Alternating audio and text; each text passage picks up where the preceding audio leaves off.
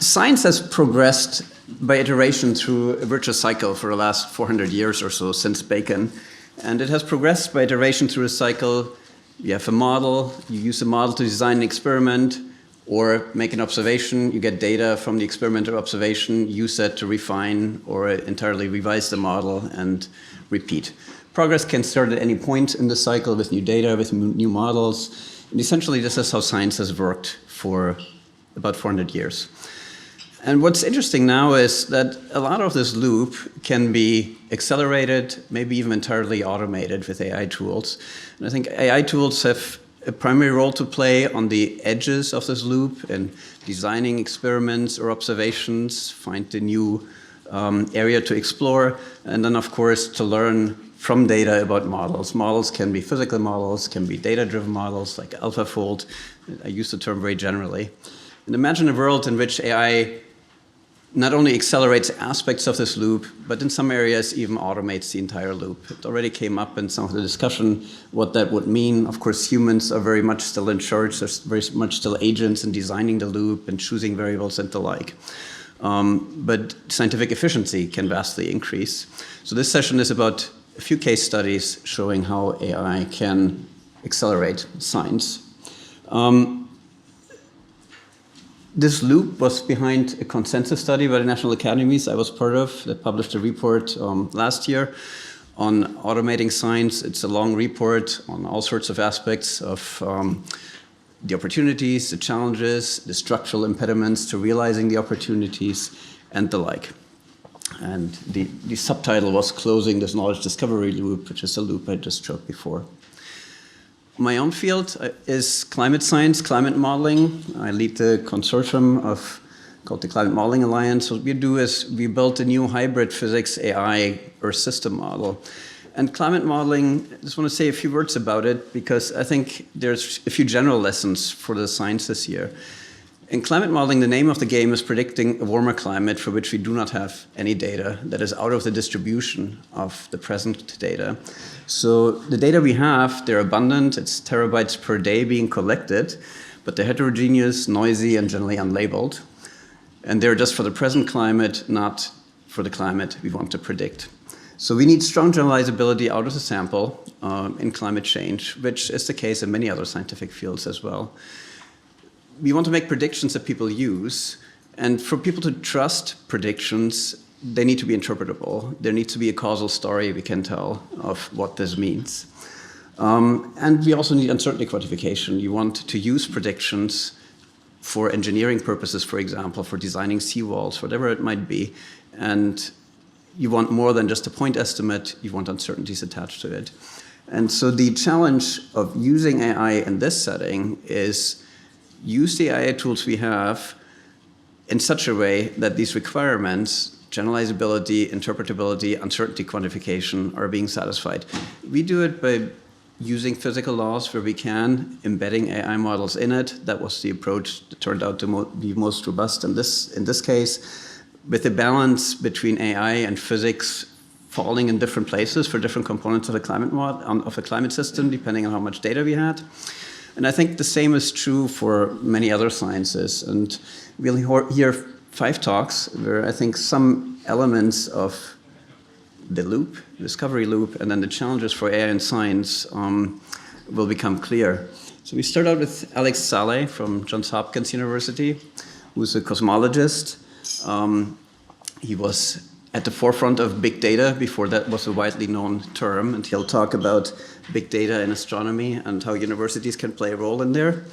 Then we have Kristen Persson, a material scientist who has been at the forefront of automating material science for many years, and she'll talk about the use of AI and AI-aided automation in material science. We have Kim Jelfs from Imperial College, who's an expert in computational chemistry. We already heard a bit about it in the previous session. And she'll discuss how AI is accelerating the discovery of new chemicals for use in a variety of applications. Remy Lam is a researcher at DeepMind. He'll talk about AI weather forecasting models that have led to breakthroughs in the last 2 years. We already heard a little bit about it from Pushmeet. And finally is Anil Madhavapedi from the University of Cambridge. He has the best title. He's a professor of planetary computing. And he's a co-founder of the Environment and Energy Group there, has worked in the private sector with various startups and now in academia.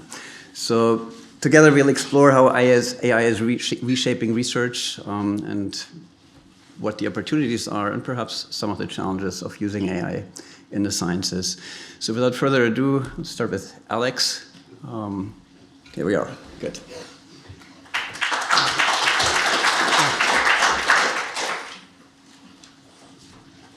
Okay. So will somebody start it? I think there's an agent in the back. Yeah, so I'm waiting, yeah. This is it would be the next talk, 2.2. Okay, yeah, no, it's starting. Okay. I think it is starting.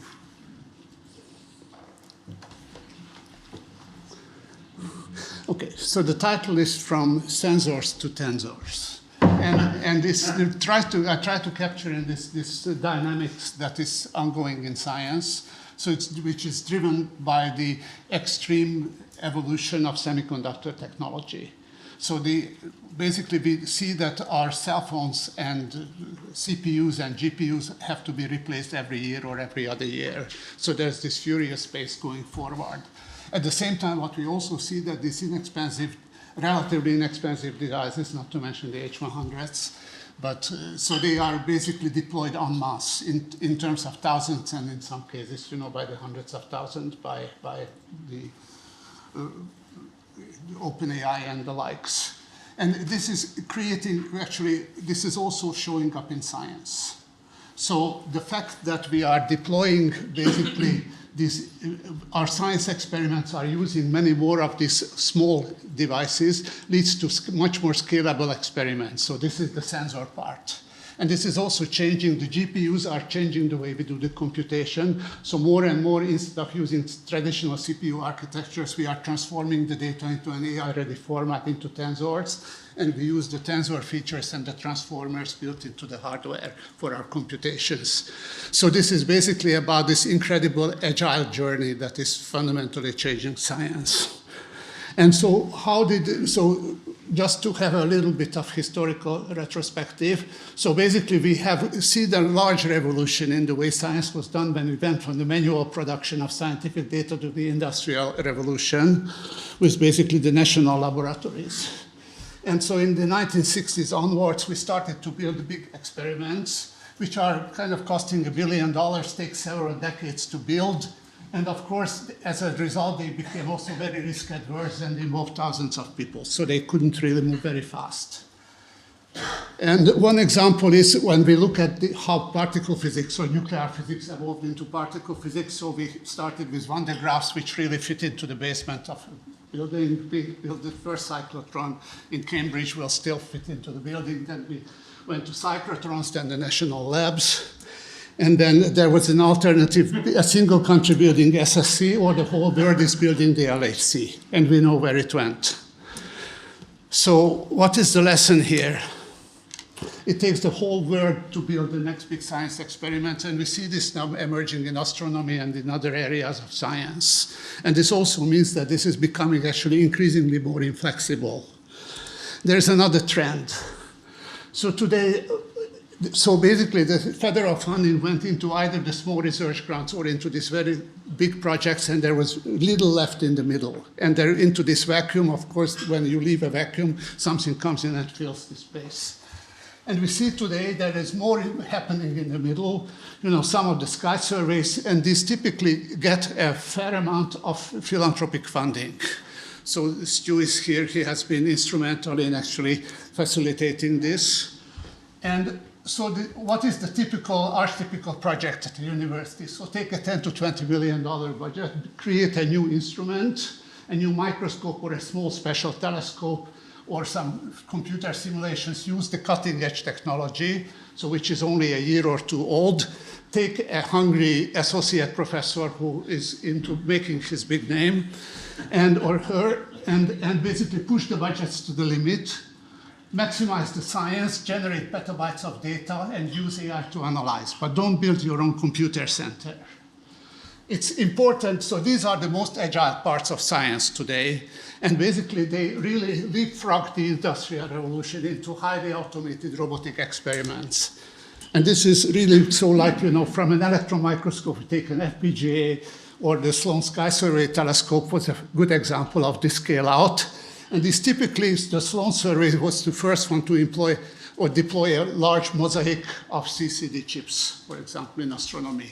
And in spectroscopy, we have been doing 640 spectra at the same time using fiber spectrographs in parallel. So that was the bear wolf of astronomy.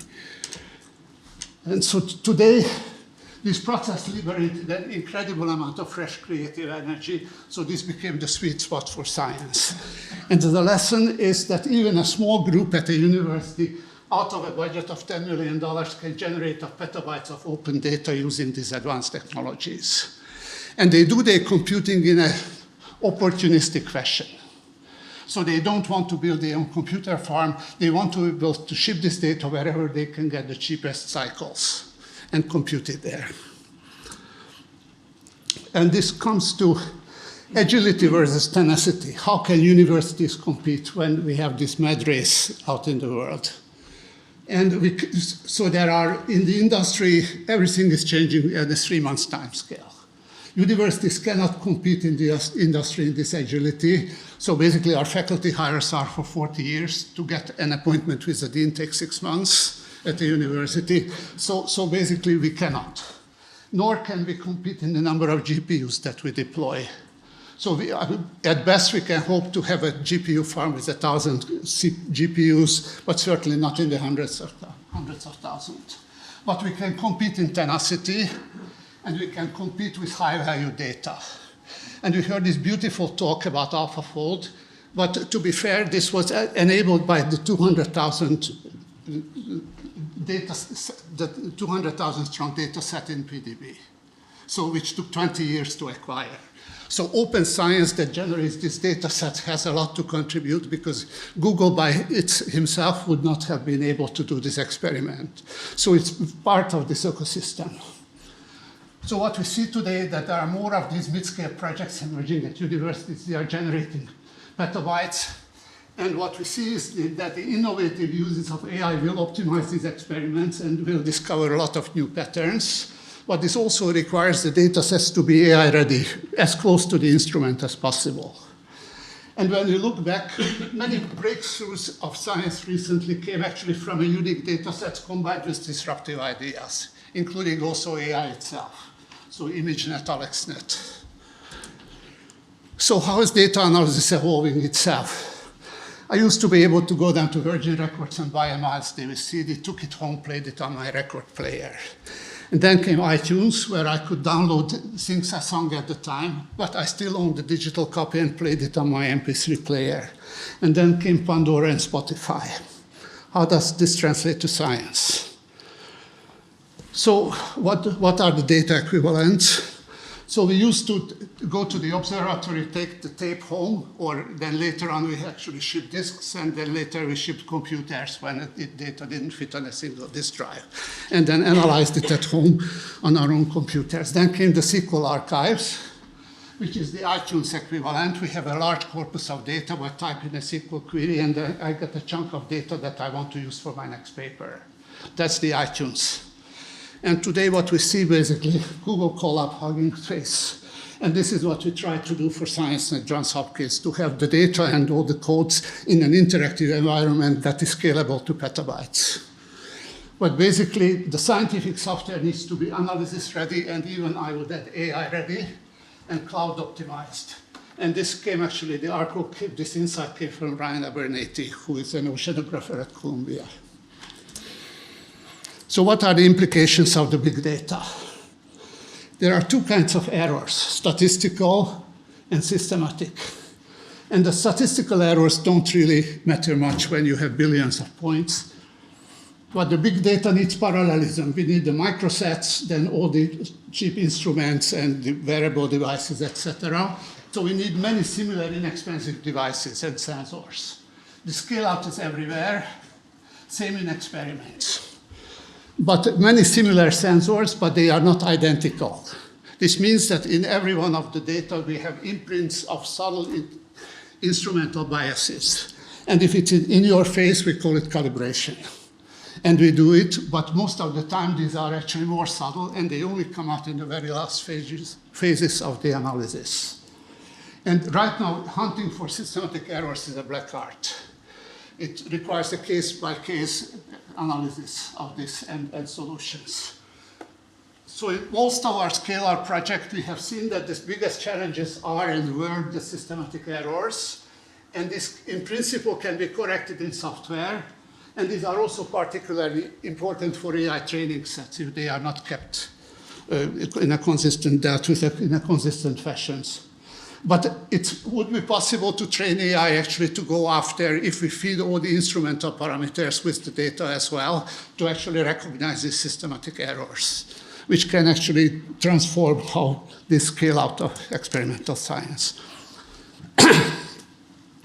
So these are some projects we have been doing at Hopkins where we operated on the mid-scale, but still generated many petabytes of data. And so I got into this whole space through the Sloan survey, where we made all the data immediately available. And today we are somewhere at around 10 million users, 15,000 papers, and over 700,000 citations, but using actually massive data parallelism.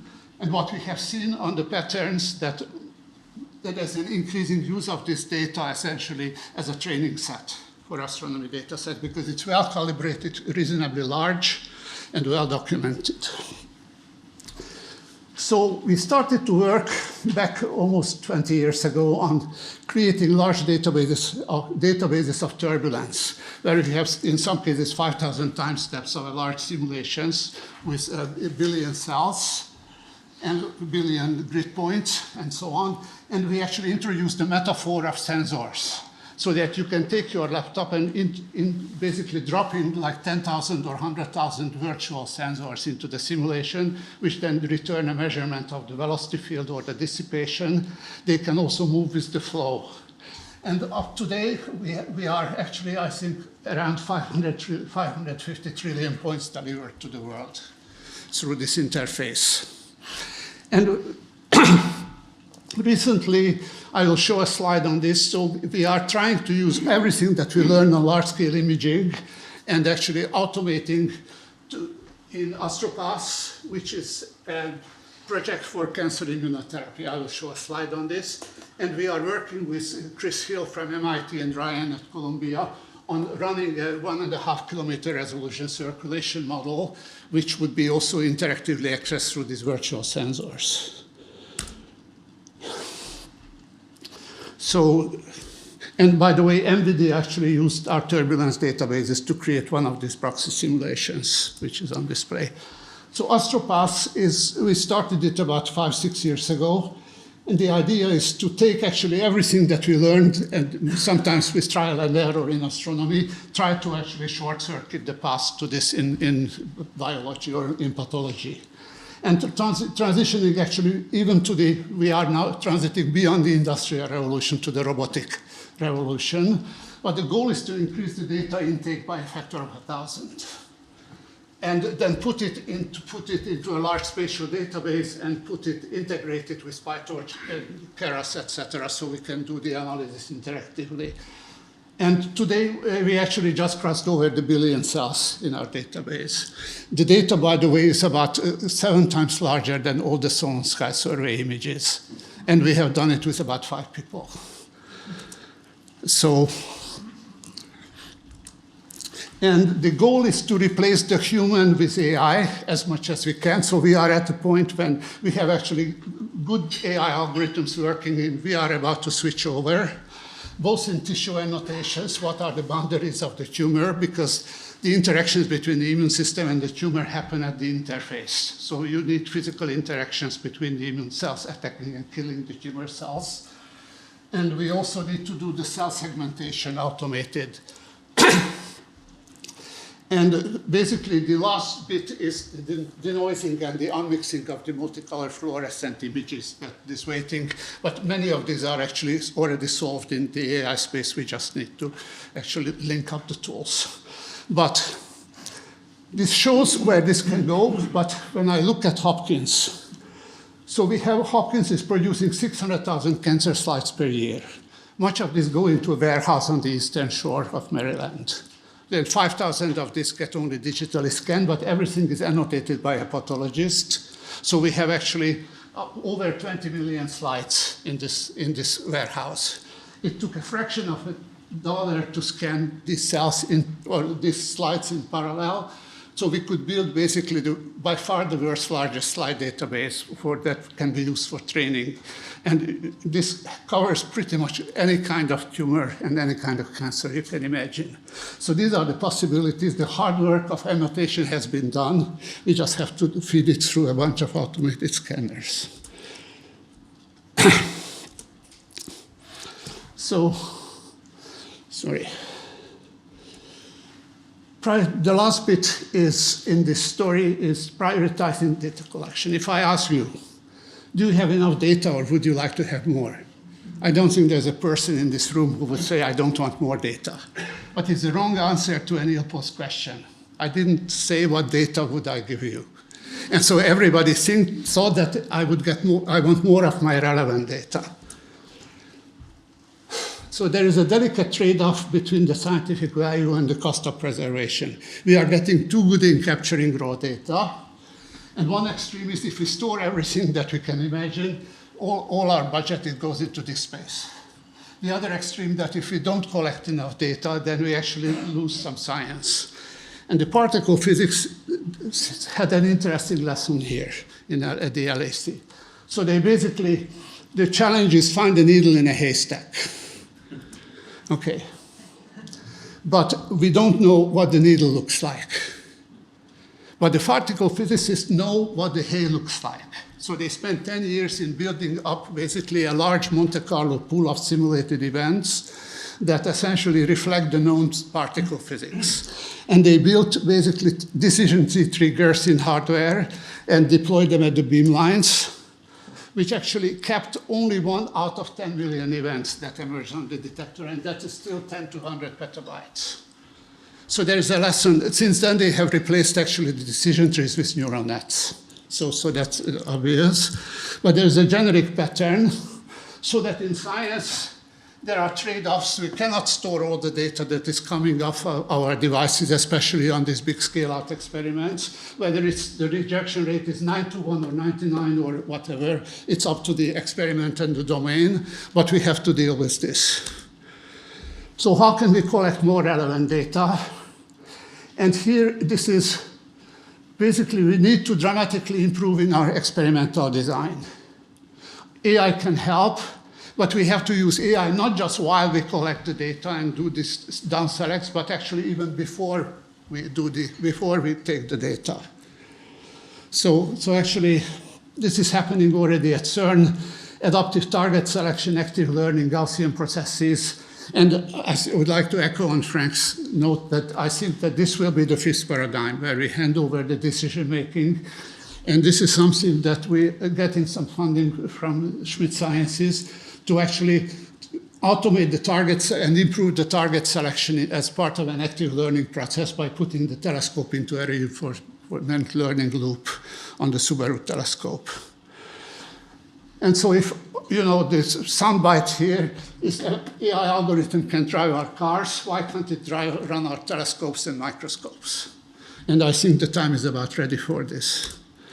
So the summary is we could adopt the CERN model more generically, use generative AI for individual experiments to train basically the generative AI on non-science using fine-tuning and basically LoRa and so on. Build the AI tools recognizing if the incoming data is inside the FN hull of the known science, and then either throw it away or just keep basically the latent space parameters. Okay. So use this to downsample or compress and basically create well-stratified data sets that capture the unknown domain in a lossless fashion. We also need to find, recognize, correct, and calibrate for systematic errors. And then we have to optimize the experimental strategy to maximize science goals, like target selection, active learning, and so on. And I remember, so I was part of a Microsoft meeting like 20 years ago where Ruskin first talked about the robotic scientists. So now I think we are getting to the point when this vision is fully embraced. So, summary, AI can, and my prediction is that AI will have a much bigger impact on our experiments than even on our analysis. So it will basically rebuild the whole experimental space. And about the pace, I think it's appropriate to quote Lewis Carroll. We have been running as fast as we can, and we have to run twice as fast from now on. Thank you very much.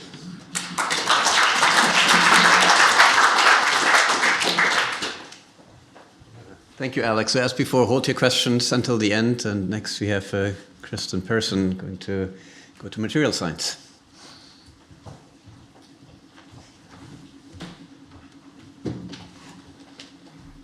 Really great to be here. I'm excited and honored. There are many commonalities between my talk and Alex's, so see if I can use this thing.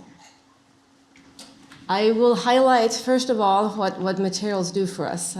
We may forget how important they are. The technologies I list here, from wind power to solar power to information technology, which we rely on, storage of energy, electric cars, even quantum computing, are all reliant on functional materials. And they're limited by those functional materials. We demand a lot of those, and we're going to come up with better. If we're going to fuel our sustainable future, we're going to need materials that can do better, and replacing state-of-the-art is not easy. It traditionally takes 18 years from the time a material works in the lab to being commercially successful, and those are the ones that make it. The ones that don't make it are even not part of that statistics. You might think that today, with our cool tools and our advanced technologies, we can do better, but unfortunately, we demand a lot of our materials as we put them into a particular device. In the lab, we may look for a particular metric. Let's say I want to come up with a new photovoltaic. I typically measure the efficiency of light uptake and transferring that into an electron. I'm not putting that material into a device. I'm not looking at scale up. I'm not looking at how long it lasts under the operational conditions. And all of those aspects, those properties, are part of a value chain.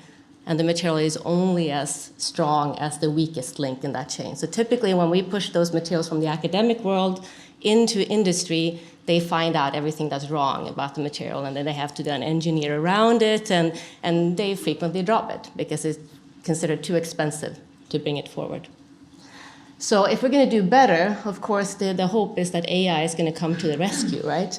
I don't know about you, but when my students join my group, they all want to drive that beautiful red Ferrari. That's the AI. They want to do machine learning. They come, and that's their first sentence. I want to do machine learning, because they know my group is one of the places to do it. And I look at them very sternly and said, yes, but you're going to have to produce that fuel too. So none of these cars or machine learning algorithms run without data, right? And that was one of Alex's points too. And that data, particularly in material science, is hard to come by, especially if you look at experimental data. So when I was a graduate student, way back when, if I went anywhere to get materials property data, I would have to go into these beautifully curated Landolt and Bernstein, yes, I see some smiles around. You remember these too, huh? Which had sort of, the elastic tensor for about 200 compounds. And if I scour the open literature, that's what I would get. And it would typically be elements, very simple materials, because measuring the elastic tensor of material is really difficult. You have to make something like a single crystal, very, no impurity phases. It can take weeks to months to years to do that well. And then you have to measure the correspondence between stress and strain. So this isn't something that sort of is easy to machine learn. If I go to something like the supercomputing temperature, I get a little bit better results, because that's a really cool property. You get a high-profile publication if you measure a reasonably high superconducting temperature, but if you measure a new elastic tensor, I don't know where you would publish it, no matter how hard work that is to do, right?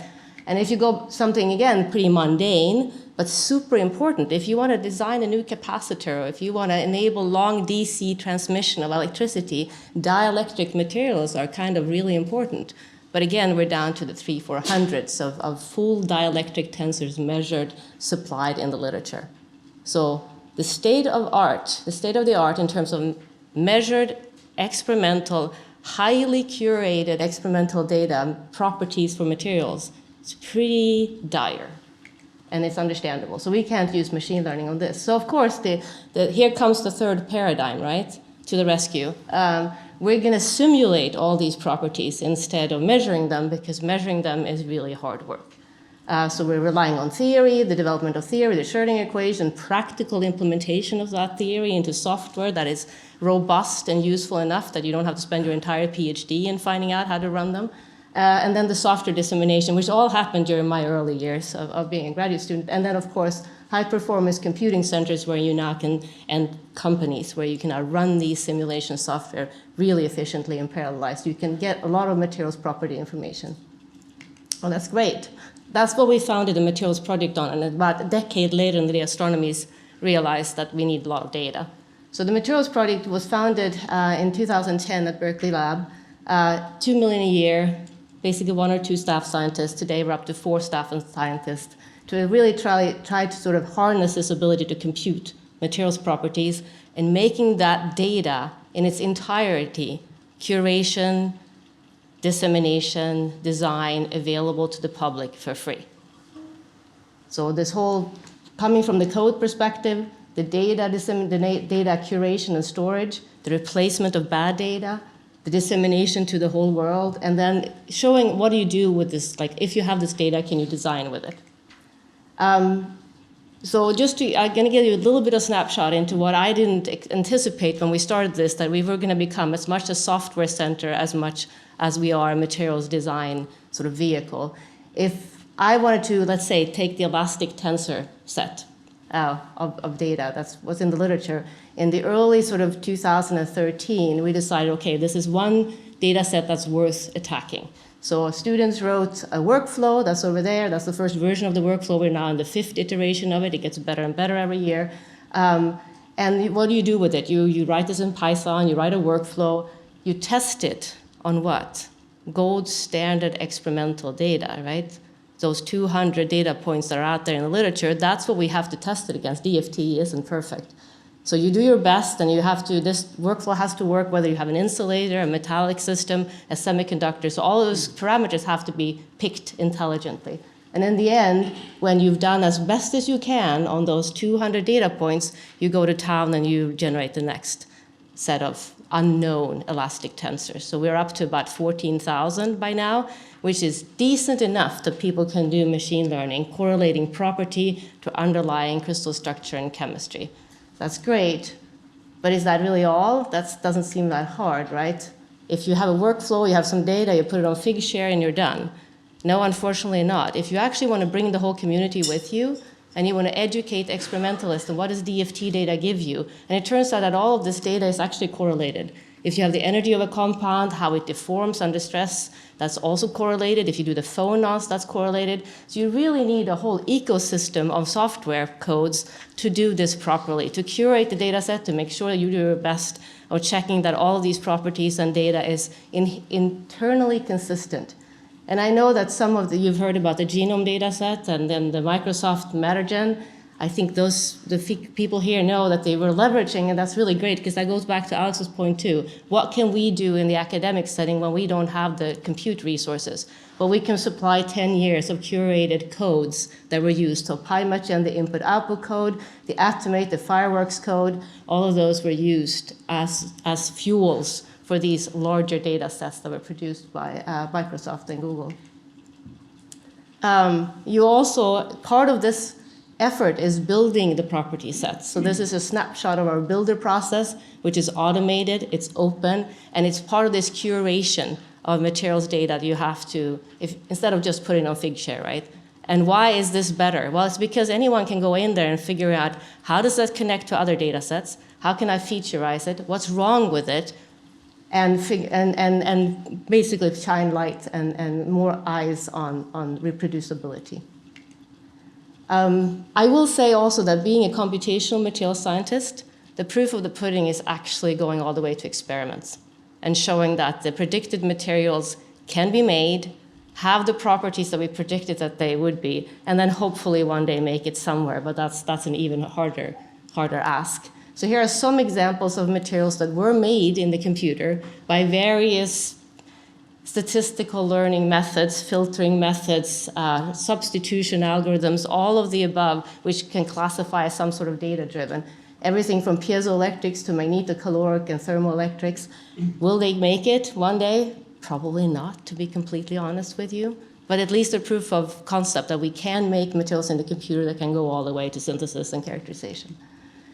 What is a really big win, in my opinion, about making data available, making the curated data available, and making sure that we do our best in this, is the leverage of the community. The fact that the community can take this data and these algorithms, these codes, and these insights and do something even better. So here are the number of citations. On average, 5 papers a day are published citing the materials project for use of algorithms or data or both.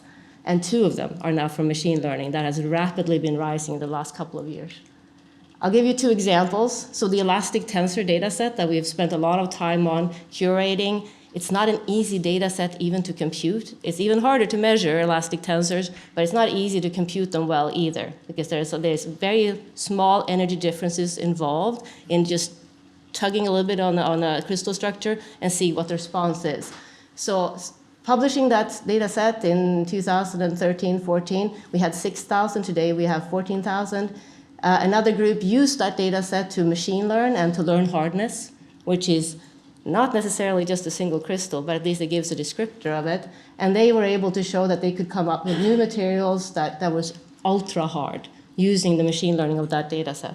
And similarly, another group, same publication, same data set, plus now also band gaps, used for machine learning of approximate Debye temperature as a proxy for photoluminescence, and identified a new phosphor host for efficient lighting.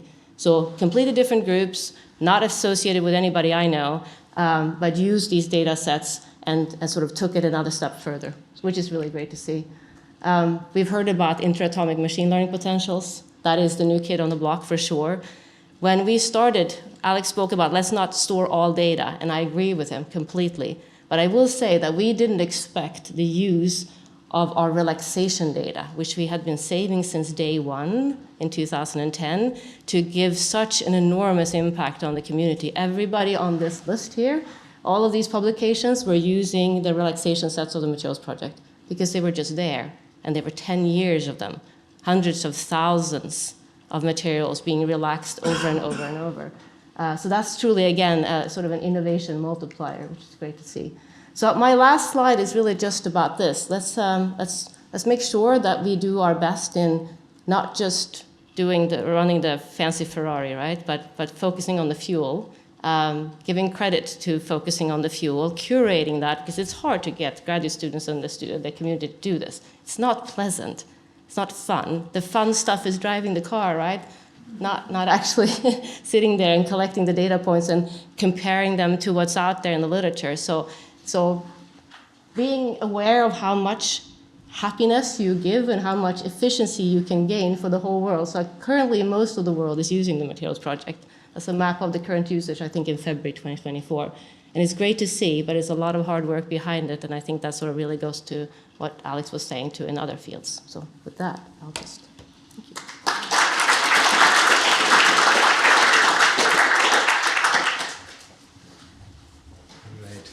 Thank you, Kristin. And so next up we have Kim, going to computational chemistry.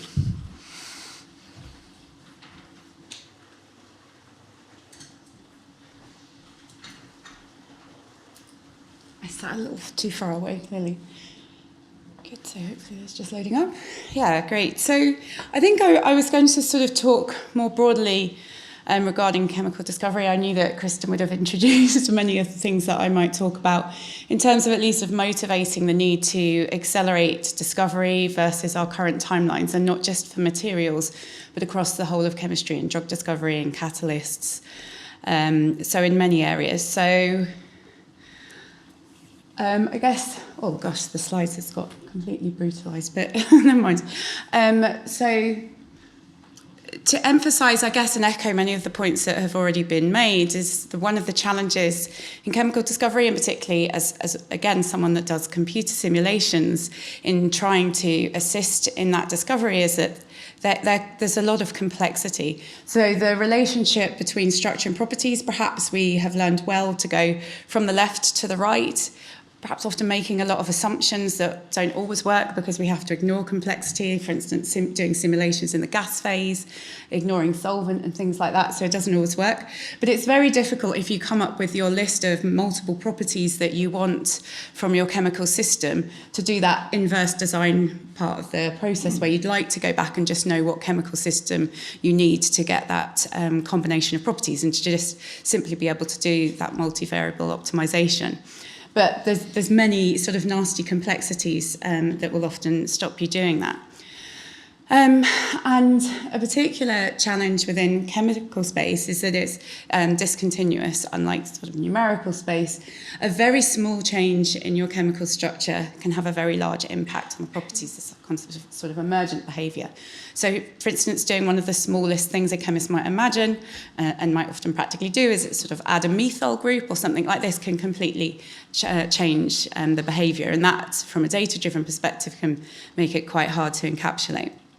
And again, as has been talked about, the scale of the space in chemistry is enormous. I think this analogy has already been used about there being as many possibilities as there are atoms in our solar system. So a commonly used number is to talk about something like 10 to the 60 small organic molecules that you could make that could be used as drugs or could be building blocks for materials made from organic molecules. And maybe we've made about 10 to the 8 of these ever. So the contrast in what we're able to explore or what we have explored versus all the possibilities that are out there is extremely vast. And we've got this challenge of the expense of the experiments, an expense in many senses, but particularly in time. So, for instance, in some of the systems where I work with experimental collaborators, it might take a postdoc in their group about a year to synthesize the new system and to characterize it. So we can only explore this vast space very slowly experimentally. And of course, it has cost in the chemicals that you're buying, the fact that you need the researchers that have the right skills and you need access to the right equipment to carry out those experiments. So that exasperates our ability to explore space efficiently. And of course, again, as already mentioned, computers have been used in chemistry on a many-decade timescale and have greatly assisted us. But all too often, computation is stuck in doing the sort of rationalization where really the experiments have been done first or have been started and that have identified a promising area, and then you do the computer simulations that's really helping you rationalize and understand what you're doing, which is obviously of great value. But ideally, you're getting to this point of being able to do predictions, and that would be true whether you're doing computer simulations or whether you would be using AI to identify systems that you can make. And this challenge of going from computer, like a prediction on the computer, to the actual realization of it is still an enormous hurdle.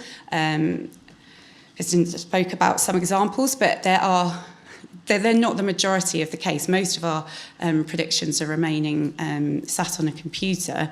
And I guess that's been a particular focus of the work that I've done in my group, is really focusing on this realization challenge, and this is going to be a key enabler for anything that we're doing to do with prediction.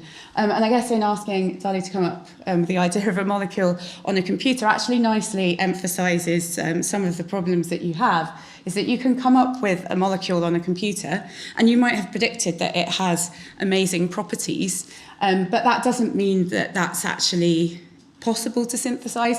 It also, in this case, doesn't even mean that it's sort of physically, chemically feasible. If I look at that molecule and imagine potentially what it was meaning by this, I can already think that there's probably some incorrect bonding here. Like, this just physically can't exist. It's important to incorporate that thinking. Also, lots of the factors to do with commercialization are also important. Like, can you process it into the material form you need? Is it going to be stable on the process you need? Of course, those are factors you can try to include in the properties.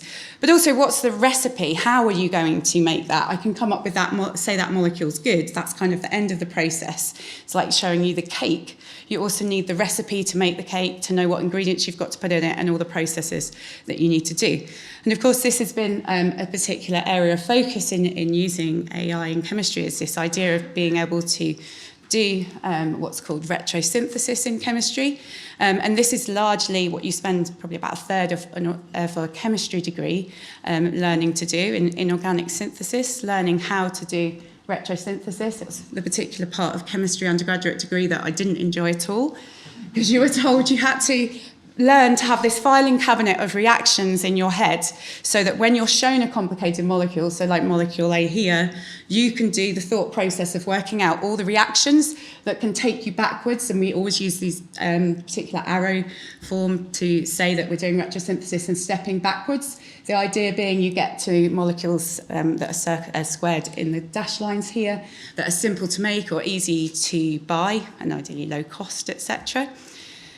But this has been something where you can, if you for instance, by curating the libraries of possible reactions, you can train algorithms in order to do these processes, and people have also done this in many other ways. And an important part of that, as well as knowing what the options of reactions are, is also about the fact that the problem becomes about the prioritization. You get these massive trees of possibilities of the different bonds you could break, and how would you prioritize what would be the best route, whether the fewest number of steps or lower cost. But this is going to be an important part of AI enabling chemistry. It's not just predicting systems that are promising, but also how you are going to realise them and being able to potentially link that to automated systems that can make them as well. And so I guess in terms of thinking about the opportunities, and I think often in chemistry the unfilled potential in AI, I didn't really, I knew I wouldn't have to focus too much on the left-hand side, because that would be things that would have been mentioned lots. So this idea of human in the loop, and robotics and automation, generative AI to maybe come up with new ideas, but also help us distill knowledge. And also the topic that Frank introduced in terms of machine learning force fields, potentially really enabling, for instance, computational chemists not having to spend the majority of their PhD benchmarking an approach that can accurately describe their system, if we can get towards the idea of universal force fields. But I thought I'd just highlight one particular area where it's interesting in chemistry. Of course, there's other algorithms, but you can also get ones based on the use of machine learning that can assist you in optimization. Much of chemistry, it relates to optimization, optimizing a property, optimizing the yield of a reaction by changing the catalyst, changing the temperature, changing the solvent, and so on, or similarly in a reaction, optimizing the product distribution, so you get the selectivity towards the particular product that you want in the reaction. I thought this was an interesting point in terms of things like Bayesian optimization are becoming popular for tackling these sorts of problems, but you could say it's sort of very underused at the moment, because most chemists, particularly the chemists doing organic synthesis, haven't necessarily had the training in coding and the concepts of AI in order to be able to take full advantage of this opportunity. And that's where increasing training and exposure of people to these ideas, I think, is set to have a big explosive impact very soon. Related to that, I think particular barriers for using AI in chemistry come from the lack of data. Firstly, a point that we've touched upon before is that we're often trying to be able to predict rare events, particularly in chemistry. The majority of chemistry experiments, reactions, and so on fail. And I think that's not just if I were in the lab. I think that's a generically true point, that most of chemistry is failures, but those things are not what's reported in the literature or in any other database. What you have is the successes. And there's not much incentive to properly characterise the failures. So even if you say, oh, I want to make sure that you write down and put that in an electronic database, the failures, you probably would lack, or you would always lack, the full characterisation of what's happened there. And generally across, if you think of chemistry more broadly, the heterogeneity of the data that you have from the difference in drug discovery, small organic molecules and reactions, through to catalysis, solid state materials, it's a great mixture of different data types that are out there, and there's lots of initiatives that are needed to accelerate data curation in different areas. As well as the fact that there's quite a gulf between the chemistry, AI training that we have historically got, and then we need to encourage a greater degree of collaboration between AI specialists and chemists, and the training particularly for chemists. Because those are obvious statements, but I want to focus a little bit more in a couple of minutes on initiatives we're trying to do to help that. But specifically on the data problem, there's lots of areas where this is being worked upon, specifically in chemistry. The automation of processes in the labs is exciting in terms of the potential to generate really large data sets of experimental ground truth data, and with them having been consistently collected, as well as the opportunity to interface with AI algorithms or human in the loop in order to do more autonomous discovery. Because chemistry is very often going to be, or chemical problems are very often going to be low data, small data scenarios, then sparse data approaches are obviously going to have a lot of impact. And of course, as we've already seen, computational data as synthetic data, although obviously in chemistry that's a particularly confusing term to use, the term synthetic data, when normally that would be experimental synthesis in a chemist's head. But computational data can generate large data sets in a way that it's not possible to do experimentally. So for instance, in an example looking at polymers, in my group there were 20 experimental data points known at the time, but we could generate 300,000 data points predicting the same properties on a computer, which would enable you to do deep learning, which you're not going to obviously do with 20 data points. So I wanted to finish by talking about a couple of initiatives that were involved within this area. So firstly, at Imperial, about 3 years ago, we set up, led by chemistry, the Institute for Digital Molecular Design and Fabrication, DigiFab, the idea of bringing together both automation and AI. And I just wanted to highlight two key parts of that I think might be relevant for discussion today. Firstly is this idea that we have to bring together lots of different disciplines that might not be traditionally working together, particularly in the chemistry field. So we have DigiFab brings together people from across different faculties and departments, so the chemists, people doing modelling, computer science and AI, and also robotics and engineers that are needed to approach doing discovery in a different way that harnesses using AI.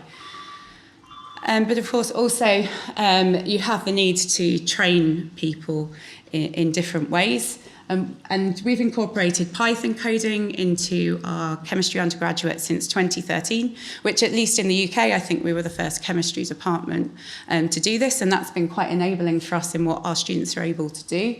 We have a master's in digital chemistry where students are taught in 1 year both AI and automation that was launched 3 years ago. And many of our PhD centres also focus on training in both of these.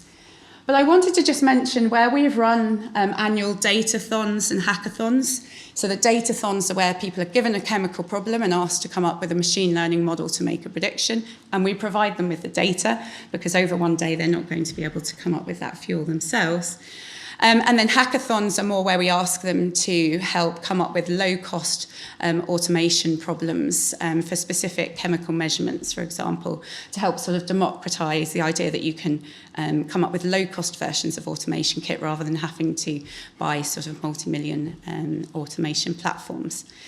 So the point I wanted to make is that because our undergraduates have already been trained in Python, they're able to, when they're in teams competing with mathematics PhDs and postdocs, often really hold their own and be scoring matching to those other researchers because they have the Python coding and they've taught themselves a bit of machine learning online. And so for just employing simple machine learning models in a day, they're using their chemistry knowledge combined with that small bit of relevant training enables them to build really competitive machine learning models against people that might be more technical experts. So that combination of knowing the chemistry as well as the foundation in AI is really important. And then I'll just finish by briefly mentioning again what Anne Cooper spoke about this morning, which is this EPSRC AI for Chemistry Hub that has been funded, that myself and Andy are joint leading from Imperial and then Liverpool, but involving these other universities. And we hope via a variety of mechanisms to really boost the use of AI in chemistry, particularly in the UK, both in academia and working together with industry, and addressing a lot of the barriers that I have spoken about already in terms of data, working together, training and access to equipment. We're building on existing ecosystem in the UK, particularly at Liverpool and Imperial, where we have complementary automation facilities and also applied AI institutes, as well as we're working with PSDI, which is an initiative led out of Southampton, Physical Sciences and Data Infrastructure Initiative, that is supporting us on the data infrastructure point. And we bring together more than 30 academics in the UK that already work at the AI chemistry interface from a variety of different backgrounds and employing different types of AI. And our activities to help stimulate this area in the UK will involve a mixture of events, also much in training, and that training being targeted at different audiences and helping people connect. And also providing access to equipment, in particular automation facilities, so sometimes GPUs, and also access to expertise, for instance, people being able to get time with different software engineers or support from automation technicians. I guess one other important point is the goal is to also be doing state-of-the-art research. We have 30% of the research funding is for projects that are starting this October, but we will have 70% of the research funding is going to be biddable for teams to put together proposals. And this is going to be important as obviously AI is evolving fast over the 5 years of the grant, so that we can be doing things that are really at the cutting edge. And with that, I shall finish. Thank you.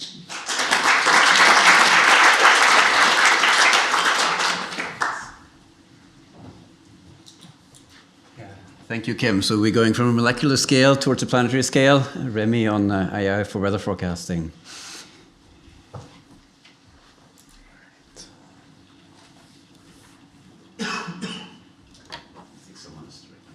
Okay. All right. Well, thank you very much for the invitation. My name is Remy Lam. I'm a staff research scientist at Google DeepMind. And today I'll be talking about learning global weather forecasting with data. And I want to start this presentation by talking about numerical weather prediction system, or NWPs. And they're the traditional way that we make global weather forecasting nowadays. And they work by solving, physics equation on a discretized space that you can see on the right.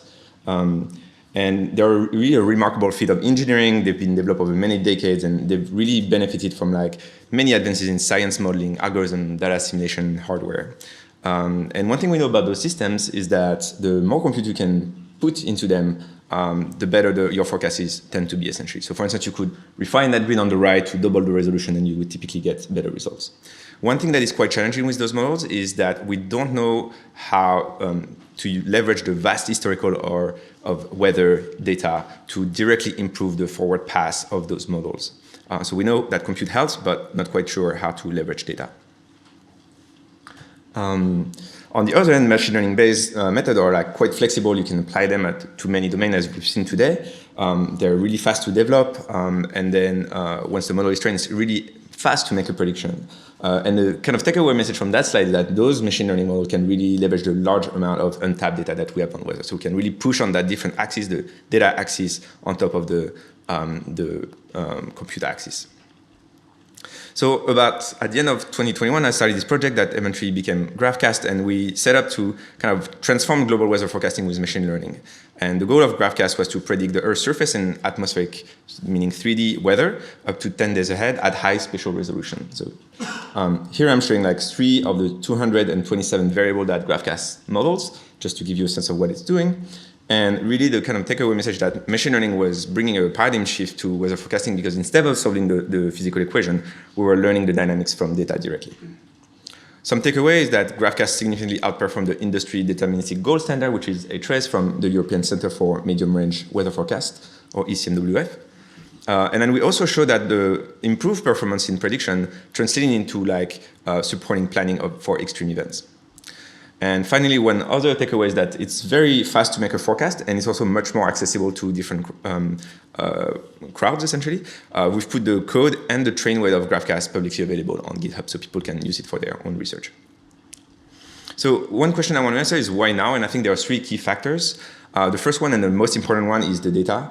That model GraphCast is trained on ERA5, which is a reanalysis dataset produced and made available publicly by the European Center.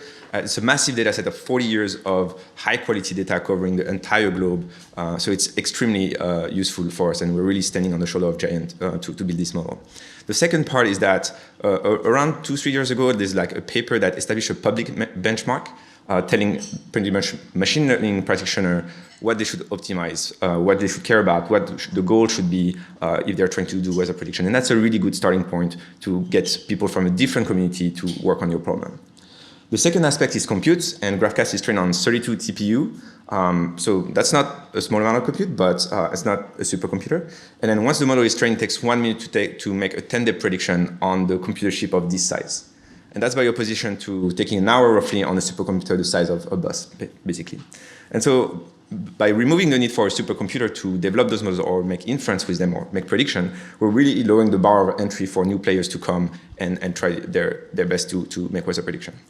And the third factor is the deep learning algorithm that we have, and the architecture nowadays are extremely powerful and expressive, and they can model extremely complex systems, and they're widely available. You can just download them and start playing with them. And so those three aspects really explain the fact that we've seen like quite a lot of papers and groups trying to make weather prediction with machine learning, and you can see a non-exhaustive list at the bottom.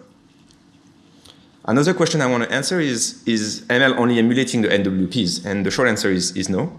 If you imagine that this black arrow is a true weather state trajectory over time, then a forecast made by NWP would be that red dashed arrow. And you can see that over time it diverges from the true state.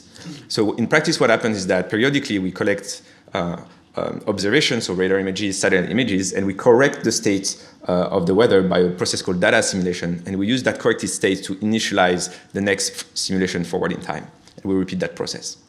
And so what I want to convey here is that by learning from those corrected states, the machine learning approaches can really outperform the NWP. They don't only emulate them at faster speed. They can really do better.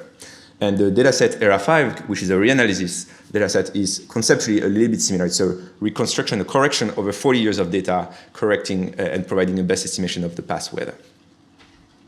So now I want to give you a brief overview of what GraphCast is doing and how it works. I want to highlight that this is like a big team effort, and all the details in the paper that we published last year.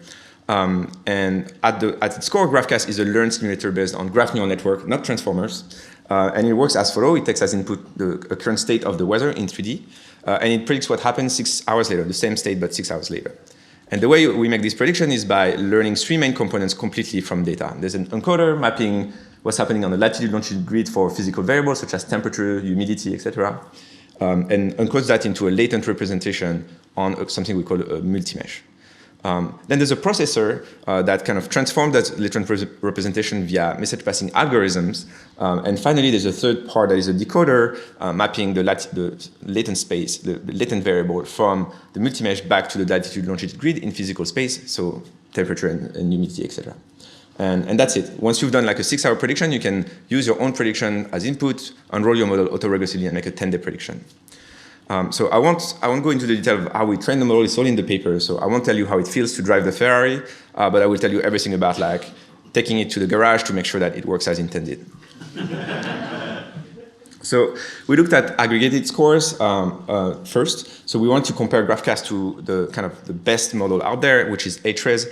It's the top operational deterministic model from the European Center. And to compare the two models, we use a scorecard to do an exhaustive evaluation between the two models. And that's what the ECMWF does when they kind of upgrade their own model and compare the two versions.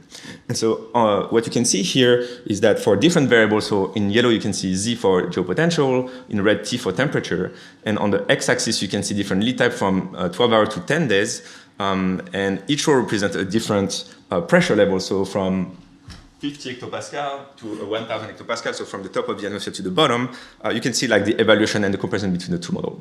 Every time you see a blue square, it means GraphCast is outperforming the baseline, and when it's red, it's the opposite. And in this case, GraphCast outperformed H-rays on more than 90% of the 1,300 targets. And in later version, we actually can push that number to 97 and higher number. So that's great. That's saying that we're kind of outperforming the model on a certain axis with respect to RMSE scores, but it doesn't tell us whether or not the model is doing something useful. So we wanted to go beyond and kind of look at application of those models. Are they useful to any downstream application? And we did that without any fine-tuning for the model. So the model is not trained to do good at those tasks I'll be showing now. And also, I'll only show one application, which is about tropical cyclone tracking. So we took the forecast from GraphCast and apply a cyclone tracker on top of the prediction. And we compare the GraphCast tracks to the one that the European Center published online from their own model. And what we show is that there's roughly a 9-hour improvement for computing the track, the position of the cyclone. And that difference is significant for a large number of lead time. And that evaluation is done over like 4 years of data and over a very multiple intensity of tropical cyclones. I mentioned that we've put the model code and the train weights on GitHub, and actually we helped the European Center hook up that model to their data feed so they could make live prediction and kind of verify the model is working well. And the first time they published some of the prediction from GraphCast was around like September 2023, and there was this cyclone Lee, that made landfall in Nova Scotia. And the real-time version of GraphCast that we didn't run ourselves, that the European Center ran, predicted that the cyclone would make landfall in Nova Scotia roughly 9 days before the landfall. By comparison, the traditional approach only locked into Nova Scotia 6 days ahead of time. So the GraphCast in that specific case provided 3 more days of preparation time. So that's good to see that the aggregated score also translates into providing utility for specific cases, and it's not just good on average. So the takeaway message was that GraphCast really outperformed the deterministic operational baseline. It's useful for real-world application. I've shown cyclone tracking, but we also looked at atmospheric rivers, extreme temperatures, and it's much faster at making a prediction. I mentioned 1 minute on a single TPU chip to do a 10-day forecast. However, there's some limitation. It's still a deterministic model trying to minimize RMSE, and it won't fully characterize the prediction uncertainty. So that's something you can see if you look at the bottom right video. You can see that the video is blurring over time, and that's because the model has no other way of expressing uncertainty as is.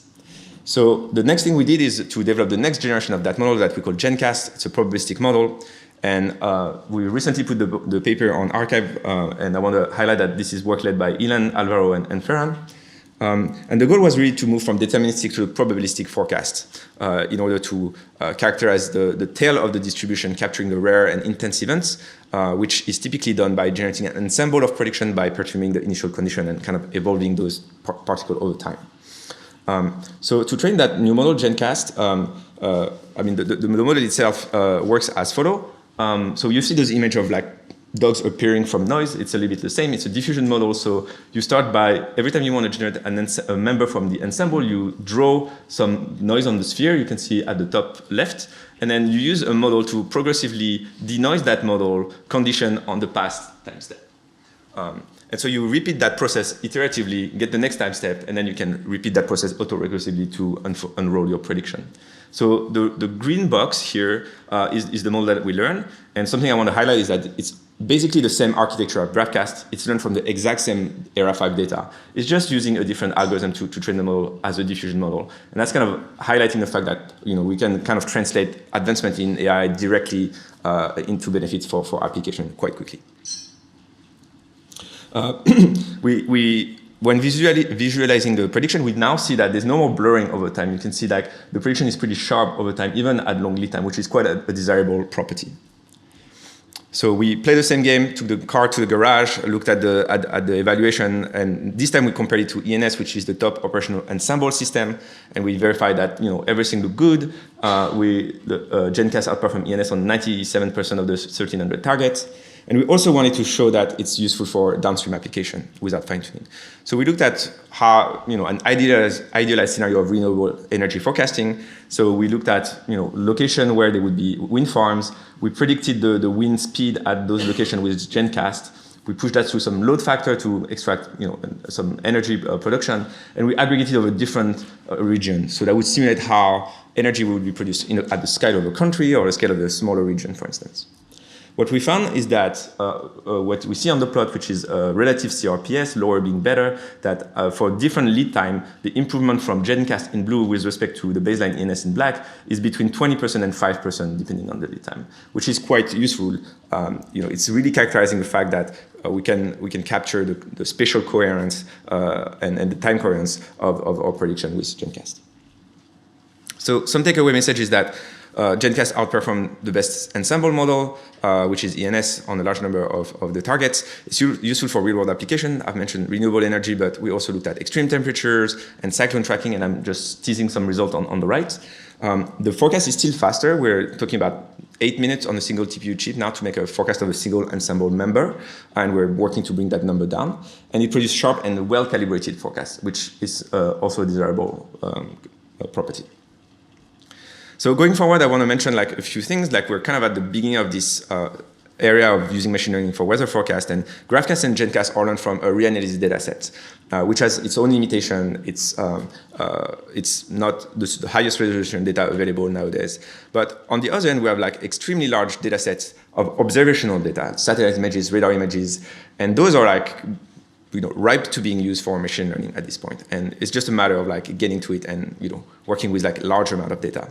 And there's quite a lot of opportunity here. For instance, one that I foresee for probably the next year or this year is accelerating and improve the data assimilation process.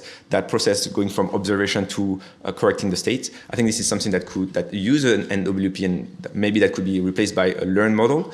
But there's also like even broader approaches where we could think about completely bypassing the data assimilation process and go directly from observation, radar images, and satellite images directly to the prediction. And I think that would be like something quite a leap forward that is going to happen, I think, pretty soon.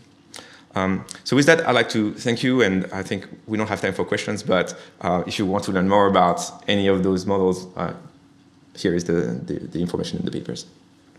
Thank you.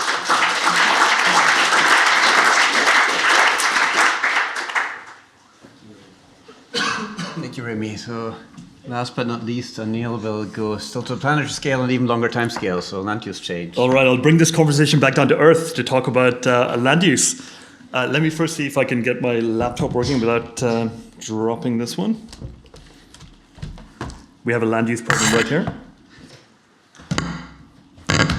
Imbalanced. All right, perfect. Let me see if I can get this on the screen over here. Slight problem is I can't see my own screen, so let me just... let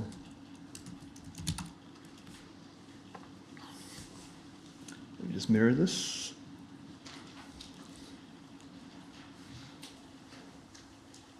Oh, never mind. This is the biggest challenge in computer science, is learning how to manage our screens. So, I'm a computer scientist, and I've been dragged into conservation for the last few years, and I've been working with lots of plants scientists and ecologists over the last few years, learning about how computer science can help with the top-level problems in conservation.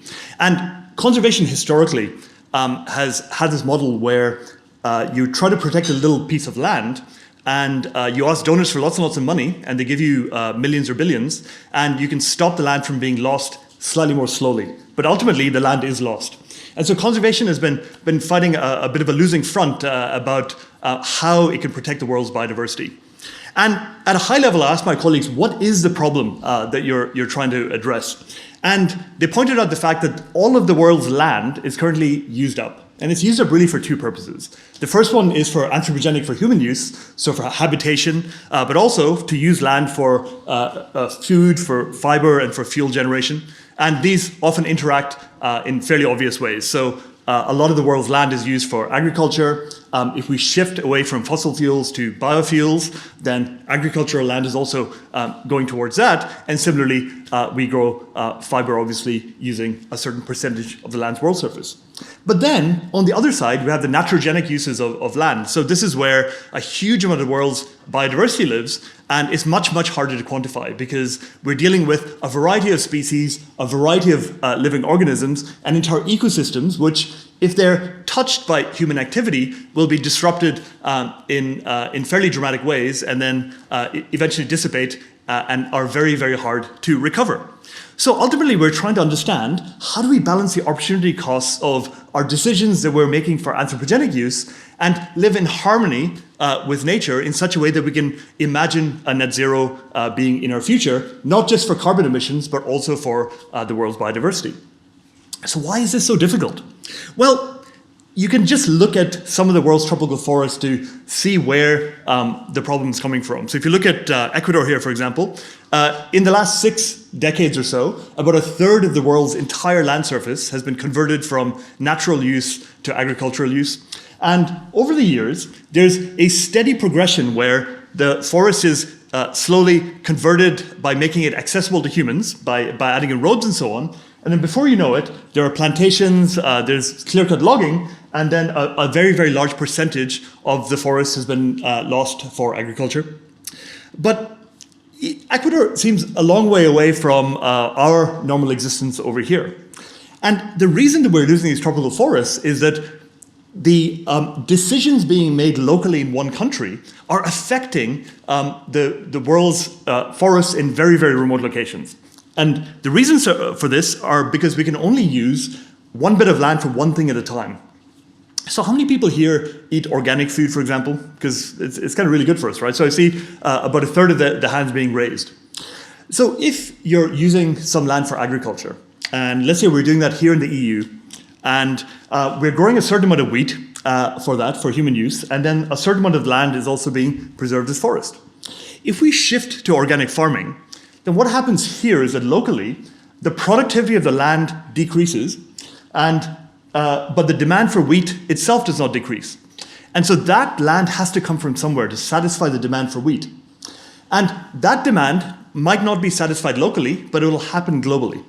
And so there's a paper in Nature in 2018 from the Chalmers Institute of Technology showing that the land impact of organic food is in some cases 70% higher than normal food because of the spillover effects of land being lost somewhere else. And so the net result of this is that we're losing tropical forests a slice at a time as policy making in one particular country dictates and has effects in global demand, and then the entire system itself results in the loss of nature. The good news, though, is that it is a fixable problem. So even though we're losing all these areas of biodiversity, we're only talking about 5% of the world's land surface. So it's not a huge amount of the world's land surface. And typically, if we save just the equatorial belt, that represents 2/3 of the world's terrestrial biodiversity. So you can see how a small area of the land surface is extremely valuable from a naturogenic perspective. So if you take Colombia, the Amazon, the Congo region, Indonesia, and Madagascar, you can actually preserve, without having to use up a huge amount of the earth, the world's land surface. And the question is, how can we make a case for this to be defended over the next century? If we don't take action now, we're on track to lose the world's rainforest by 2100, and more likely earlier than that, simply because of tipping points as they lose their integrity. So this is unusual science because there's 3 steps we need to do to protect the world's tropical forests this decade. First of all, we need to understand, in a really complicated system, what the causality of various actions are. So we're not working in terms of absolutes, we're working in terms of counterfactuals. If I protect this forest over here and take a certain action over there with an alternative livelihood, what is the additional impact of this thing versus a counterfactual of doing nothing? And also, are our actions causing any harm? But we also have a vast amount of data, and so we need the technology to make this work in real time because we don't really have the time to run through the full scientific process of discoveries because while we're not taking action, the world's governments are enacting policies that is destroying the rainforest. So we're working in an experimental testbed where our Ferrari is essentially the planet. We don't really have the ability to run controlled experiments. We can isolate different regions, but we're trying to figure out how to deal with it as a system-level concern. The good news is that we have lots of fuel. So we have vast amounts of data from satellites that have been orbiting, and we have historical data from about 1984 is when NASA Landsat launched, and there's about 1,000 satellites that are dedicated towards Earth observation. And what these satellites tend to do is that they give us quite high-level information about the planet from which we can infer deforestation. So this is an animation I put together just showing how the Amazon is seeing deforestation frontiers over the last 20 years or so. And you can see here that we can see a clear trend in deforestation, but we're struggling to get more kind of high-res information there. And the reason for that is we're throwing away a huge amount of data that we're getting from these satellites at the moment. So there's petabytes and petabytes, exabytes of data these days from satellites with lots and lots of different instruments. So multispectral imagery in the visible and the near visible spectrums, hyperspectral satellites that go and generate hundreds of bands of information, and synthetic aperture radar, for example. And so what we're trying to do is to break this up into two separate problems. The first one is, what are the kind of counterfactual problems that we're trying to answer? And we're trying to do that without machine learning, because we're trying to identify some causal patterns. And then we're dealing with the second problem, that the data that we have is extremely biased. So if we view the planet as a health question, this would be a bit like trying to identify the health of everyone in this room from pictures of your hair. Because we're really only looking down from the sky, and we're seeing very, very kind of dense pieces of information that don't really tell us much about the rest of the body. So let me show you one of the approaches that we're working on at the moment. Oop, or not, because I can't Alt-Tab on. Well, essentially, without having to demonstrate it, what we're trying to show is we're trying to build a counterfactual for these tropical forests where we're intervening to protect it by making a case that this forest is a protected region. And so that's the areas in green. And we're building a natural experiment where we use satellite data to look for other areas that are as similar as possible to that forest, with the only difference being that they're not protected regions. So they should have the same elevation, the same slope. They should be building the same kind of species of trees. They have the same distance from roads so that their chances of logging are similar. And then you can use that to build counterfactual statistics that tell us that given a certain amount of forest cover in the region, the blue shows, this is for the Sierra Leone Gola rainforest, that we're losing a certain amount of forest in the counterfactual regions, the control regions, and the treatment region is being protected more effectively. So in this case, we have about a 1.75% difference. That is the difference between the control regions and the treatment regions. So these kind of statistics are well established in other fields. So in medicine, for example, we use this for drug trials and so on and so forth for many other endeavors. So our challenge is trying to figure out how we can make this happen when we only have a very biased amount of data for these forests. So in this case, for tropical rainforests, we can see the canopies from satellites, but we can't see a huge amount of more data. So we can segment, for example, crowns of the forests, but we don't really have very much below canopy data to tell us more information about that. And so this is where machine learning comes in and promises to be a transformative approach to helping us glue the differences between the counterfactuals that we're seeing and the highly biased data that we have. Now, the Royal Society report in front of you came at a very, very timely moment when I was trying to write this presentation. Because in the report, I think in page 70 or something similar, near the end, there's a really nice figure that showed how we can think about the different approaches that we can use AI for.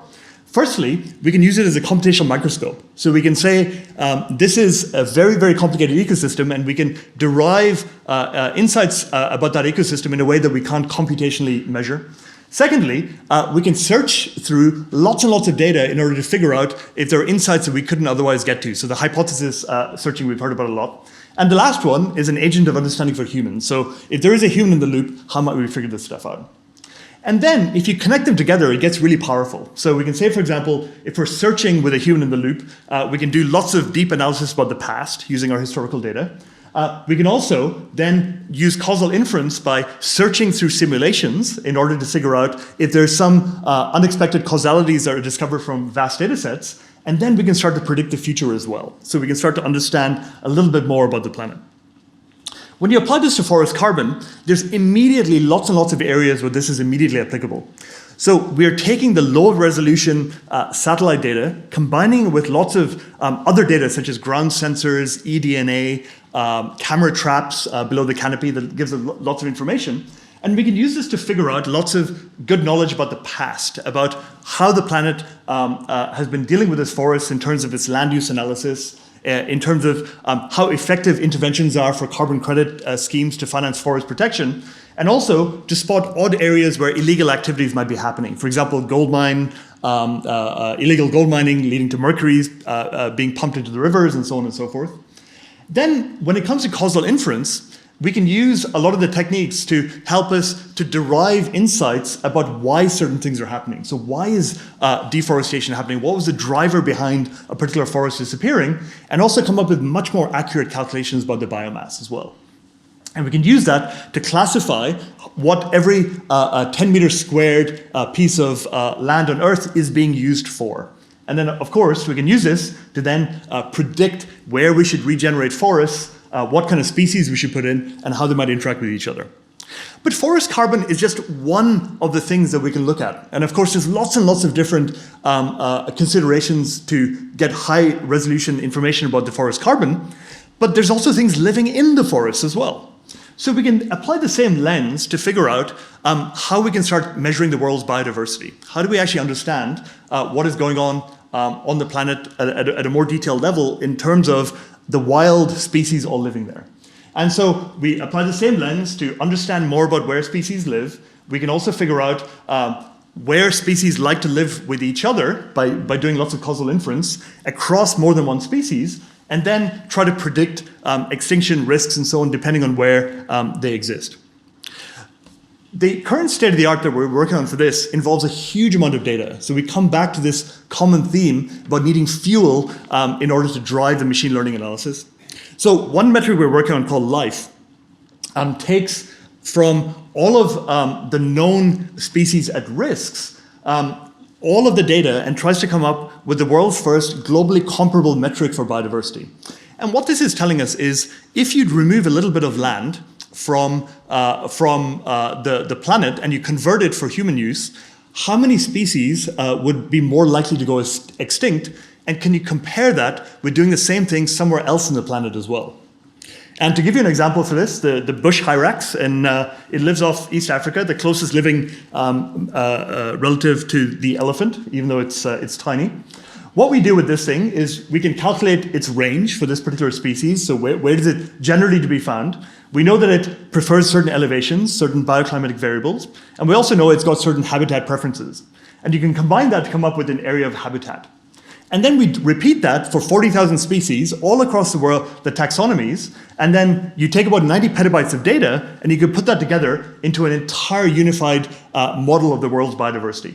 So this is a false color map that shows us red for mammals, yellow for reptiles, blue for birds, and green for reptiles. And you can see here that the tropical belt clearly comes out as being incredibly endemic. In Colombia, for example, 1/3 of the world's biodiversity can be seen there. And as we follow through the Congo and the Indonesian and the Eastern Ghats, there's lots and lots of stuff there. What is conspicuously missing from here is a huge amount of color in the northern hemisphere, where a lot of the biodiversity has already been wiped out and isn't naturally present as well. So the problem we have is that this stuff is still really low resolution. And we then can build on top of this, though, to start connecting up with human beings. You know, how well are we doing in terms of human endeavor?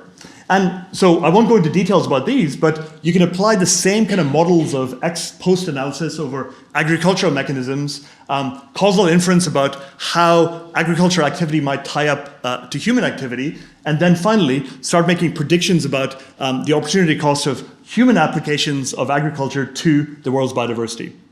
Some of the early results from putting this together have been absolutely fascinating.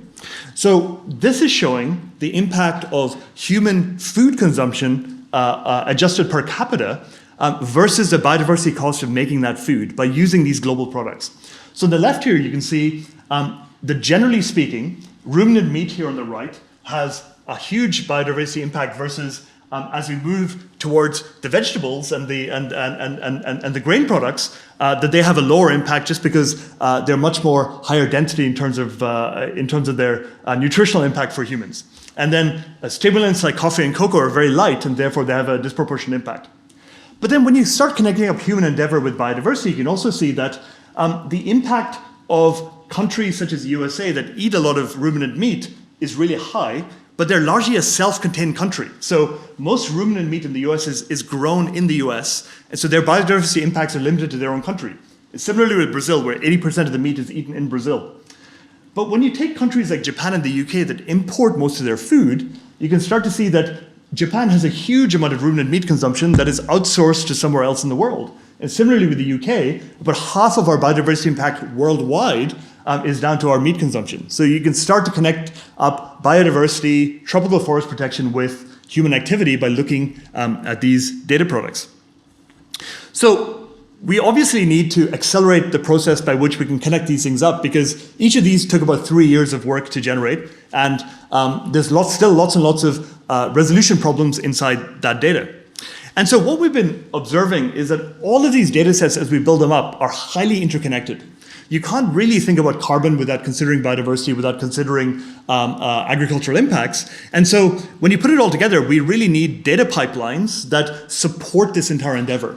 And so this is what we're terming planetary computing in computer science, where we can build the infrastructure to deal with exabytes of data and also make sure that it's reproducible, explainable, and that any use of machine learning can be justified and refreshed. So exactly as Kirsten said about material science. And then we come to the really important part, which is, how is this going to work for policymakers? So while we have spent the last 4 or 5 years really digging into the science behind this stuff, where machine learning can really help is unlocking the fuel, that is, the data that governments have about all of their jurisdictions. And so there's fairly obvious analyses that we can do if we unlock the power of national information across international boundaries. So imagine if all of our planning applications in the UK were combined with all of the rural protection mechanisms, and we can use LLMs and so on to make this happen. We can also use this huge amount of information to figure out lots of causal inference about why all of the interconnectedness of these things can make a difference. But the real impact is weirdly missing from our repertoire at the moment. So we've just heard some incredible talks about how we can use AI for weather forecasting, and data-driven approaches are much better. But we don't have the ability to predict effectively around the changes of terrestrial land use impacts. And so one of the big projects that we're working on right now is to unify huge amounts of data around biodiversity, carbon, and urban land use, and try to figure out if we can build a terrestrial weather forecasting system. So this is something that combines traditional CNNs and GNNs and so on, and also combines diffusion modeling with lots and lots of data, such as satellite data, in order to ask simple questions in a natural language interface. So for example, drawing a road onto a map and seeing how the natural ecosystems will change as a projection in just the same way that we do for weather forecasting. If we can pull this off, if we can combine all these seemingly disparate data sets, glue them together in a way that can be used by policymakers to make decisions, then I believe that the conservation fight can be won this decade.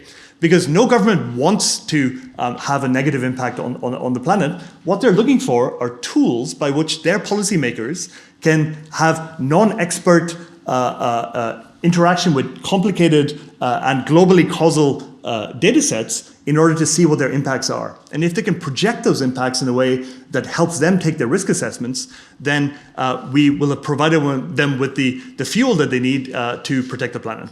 Thank you very much.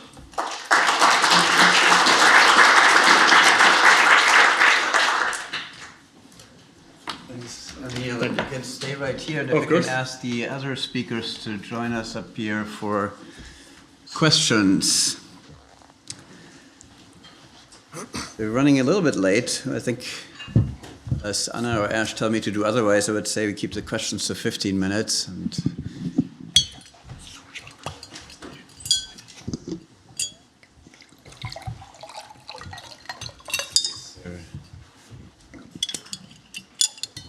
okay, please go ahead. Yeah, please go ahead here. One question that I think probably most to the last talk. First of all, fascinating talk. I do think we know that the hard part of getting these smart predictors to actually work is to create political incentives. Now, let me make a slightly naughty suggestion. Can we consider prediction models that do combine that with knowledge about political incentives as to be produce a most productive advice that will not conflict with, say, interests of, say, economy or others in that case? Do you see a perspective for that? Oh, I guess I'll take this one first. Absolutely agree. If you replace politics with economies, then it makes a lot of sense. So the reason we focus so much on globally comparable metrics for biodiversity is that so far we've not had a currency and a means of exchange of that currency in a way that's meaningful. So if you have some biodiversity intervention project in the UK or in a national park in the US, you can't measure them against each other. And so now with these kind of global sensing products, we can measure them. And so given that, then everything else actually follows pretty naturally. So the COP16 Montreal Protocol was signed last year for biodiversity, saying we have to protect 30% of the world's land surface for the next few years. So there's clearly a political will to make it happen. But we have to give them the numbers to help countries negotiate the resource opportunity costs of this. And that's and there's a lot of political will to kind of pull that off. So yes, I'm optimistic that it's possible. So Baylor had a question, and then back there next. So there's a lot of optimism here that these things are going to be useful for the world and they're going to make things better, which we all hope that's true. Are you at all concerned about the potential bad actor side, which is like optimized poaching or weather forecasts that are forecast bust, but that are actually acted on with very costly outcomes for that kind of thing? So, or materials being used for other purposes?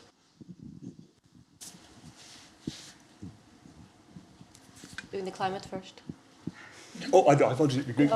You can start with the climate. I can happily talk about materials. So very clearly, yes, there's evidence that the people most motivated to use this data are actually the bad actors. So there's a paper in Nature in 2018 showing that deforestation increases to the threshold of satellite resolution when those data are published. So we can't have an open data model for species protection. Poachers come and get them. So actually the computer infrastructure we're building involves a federated global infrastructure of encrypted data points that are never stored in one place. And then the machine learning models use confidential computing and so on to kind of aggregate these things. So it is probably the defining factor why we haven't built these global products in conservation so far. Maybe in weather forecasting, I don't really foresee a lot of trouble on that front. I think one thing it's allowing is multiple countries running their own model and other countries like verifying the information independently. But weather agencies have like a very good track record of sharing the information with each other and cooperating on that front. So I don't foresee that as a huge issue. I'm more pessimistic. I'm old enough to remember the birth of the internet and the huge optimism that we had about sharing information. And I think very few people at that point said that information is also going to be used for disinformation and in influencing people in directions they may not have gone otherwise. I am absolutely convinced that you will see AI-enabled bad materials out there. The question is should that keep us from doing it? Okay. I think back there first, and Stu.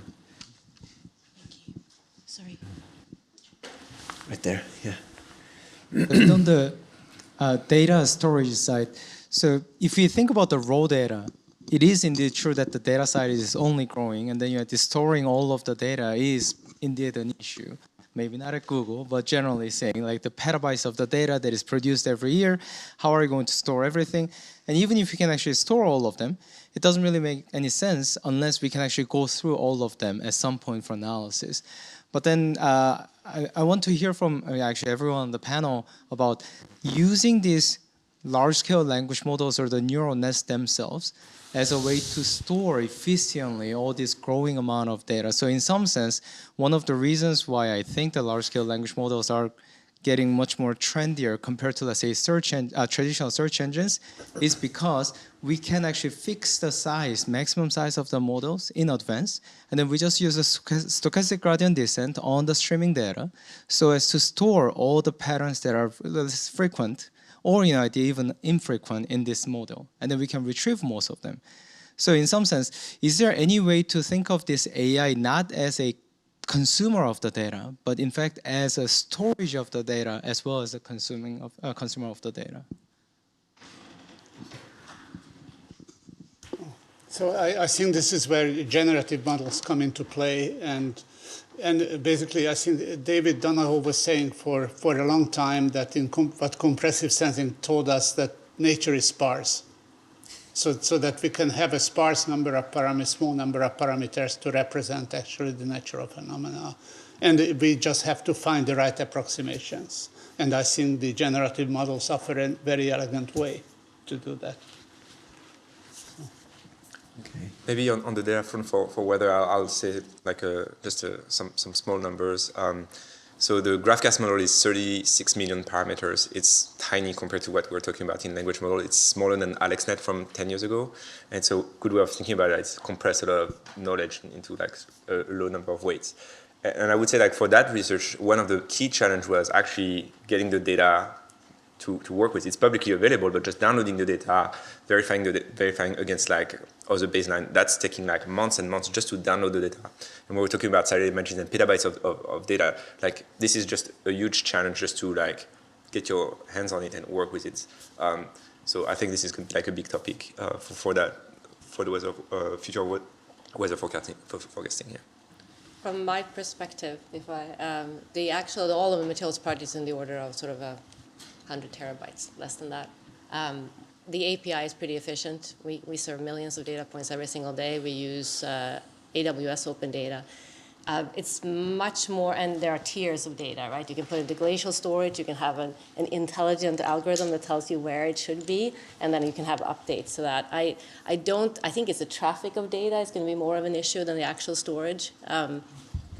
When you talk about things like electron microscopes, yes, you are dealing with a lot of data at a very short amount of time, but AI can certainly help with boiling that down to more manageable. So yeah, I don't think storage will be that much of a problem. Traffic will be worse.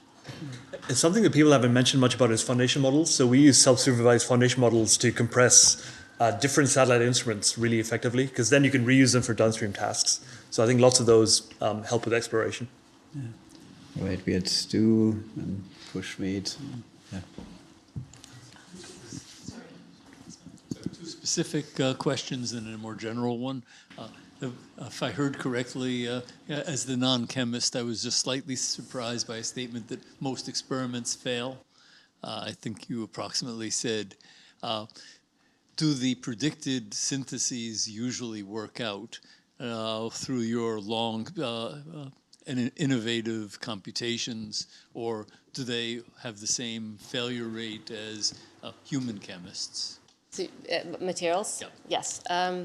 Yeah, so the materials that I showed, for example, to take some concrete examples on that slide, that we have gone from prediction to experiments and showing that was the same crystal structure. It took anywhere from a couple of weeks to make the materials to 2 years. The worst version was 2 years. And that included going to a synchrotron light source to prove that it was indeed that polymorph and not something else that was very closely related.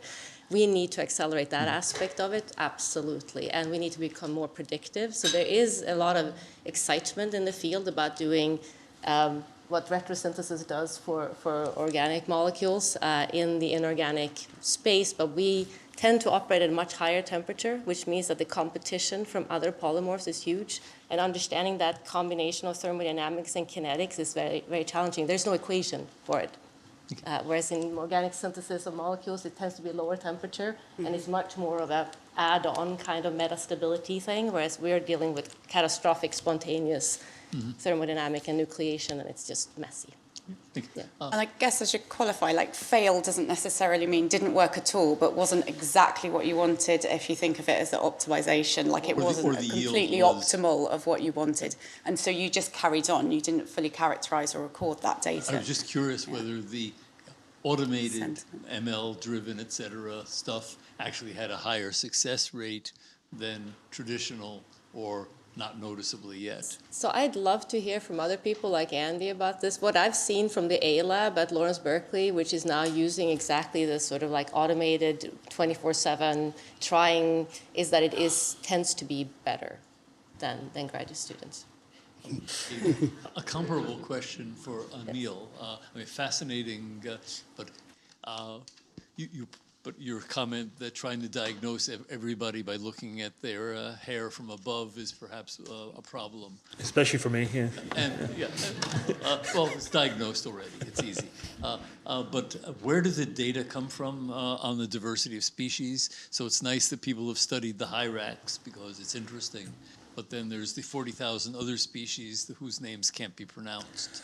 Yeah, so what do you need in order to actually have a credible set of biodiversity impact models, enough that you can actually validate a good model? So out of 300,000 plant species, 150,000 of them have only ever had 5 observations or fewer in the history of humanity. So there's loads of, especially rare plants, are really difficult because they're covered by common plants, and so you have to have someone lift them up and disturb the ecosystem. So eDNA is one good way of doing things, where everything is mixed up. You just sample rivers, but you then have no spatial location for those things. Bioacoustics, another one for animals, where you can get wideband information. The only real answer is going extremely wideband. So we need interferometers for the planet, where we have lots and lots of samples across wide areas, and we figure out the signals from all of those different modalities. And we're doing pretty well about that. So we know quite a bit about the internals of the rainforest now. We have new satellites that can pierce the canopy. P-band radars are going up soon. Unfortunately, they conflict with our early nuclear warning launch systems. They have the same thing, so that's why it's been delayed for a while. But we're getting there. But ultimately, it's extraordinarily wideband. Validating your models. And just, I do note that you didn't mention the oceans. You said terrestrial, but there is this other part of the planet. Yeah, just because they're just really different. And we know less of... the oceans, too. Yeah, I think it's fair to say we know less about the oceans than we do about the surface of Mars. So I used to work at JPL. We have quite a lot of data on exoplanets and stuff, so on the Martian surface, on exo weather systems. But we're just beginning to get started with data gathering in the oceans. Imagine we need trillions of sensors and stuff down there. So really, it's solving the immediate pressing problem of land use is the first Nobel Prize, and then the second one. Just each of those boxes was multiple PhDs worth of work in themselves. It's really just about focus. I did like the fact that the last graph says that since the U.S. has already wrecked its biodiversity, there's no risk to having more cows. That's very See, push meat in the back. So I think this is addressed to especially the folks who are working on data. Now, as a consumer of data, like, first of all, I thank you for all the work that you have done. I mean, it cannot, the importance of it cannot be overstated. It's like, we are really standing on the shoulders of giants. But the one thing that, although there was a consensus that data is important, I was amazed that as a scientific community, we have not thought about data in a more scientific manner. Right? How do we value data? How do we assign credit to data? Like you in your talk, you talked about the market of data, right? In the future, if we go into the Spotify of the scientific data world, what is the mechanism design that will facilitate and encourage the right kind of participation, so that scientists get credit, the funding agencies are able to target their investment on the right type of data that needs to be collected, and also on the security aspect and the malicious use access, how malicious use cases, how do we prevent access to the sensitive parts, right? So all that needs to be studied in a much more scientific and thought through way, and I'm not really sure that that's happening across the scientific discipline. No, and if there are, it would be great to sort of highlight and talk about those efforts. Well, it is not happening, unfortunately.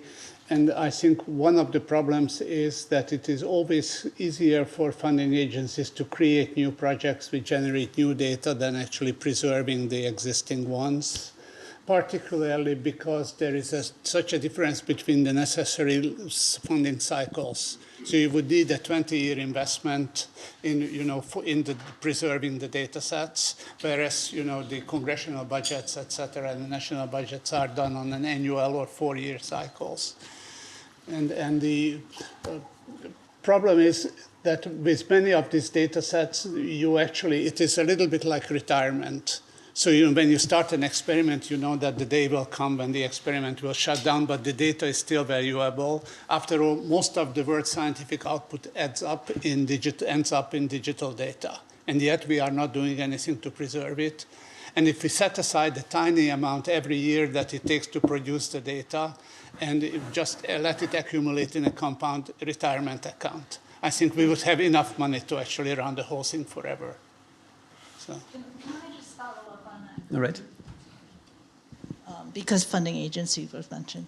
No, I actually think one of the reasons the scientific community does not value data as much as it should is because of the culture in science of not getting credit for creating the data set.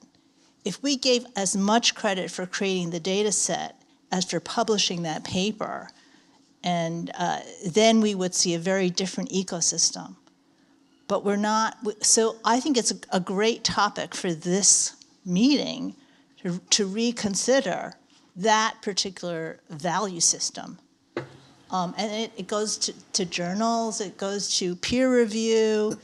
I don't even know how we would peer review a data set, et cetera, et cetera, et cetera.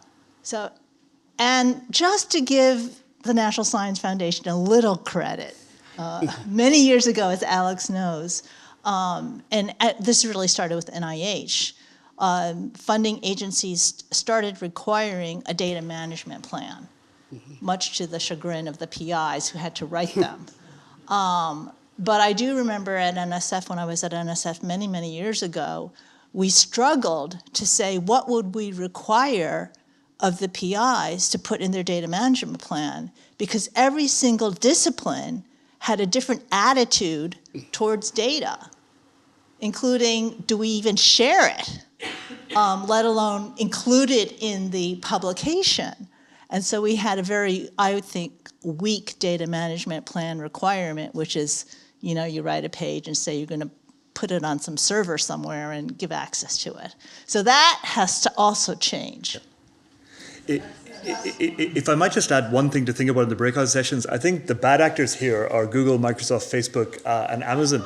So if you think about the amount of data they have about Earth observations, about supply chains, and so on, it's enormous, and they're not commercially incentivized in the race for AI models to share those at all anymore.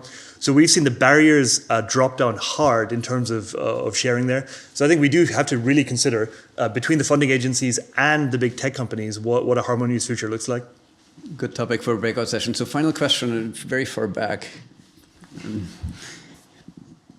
So I wanted to, building off the data set discussion, so in machine learning, I don't know many people who are passionate about zip code parsing, but MNIST is still kind of the most popular data set for learning machine learning. How do we make the general machine learning community use scientific data sets? Because I feel like that's a good way to kind of exploit the general machine learning community who cares more about the method side than the particular application. So how can we actually do that? And how can we make the general machine learning community use our data? It tends to be a bit about education, right? If you just machine learn out of the box, you will easily find that the space group correlates really well with materials properties and not just a completely random number, right? So you have to understand your data set to some degree if you're going to do good machine learning on it.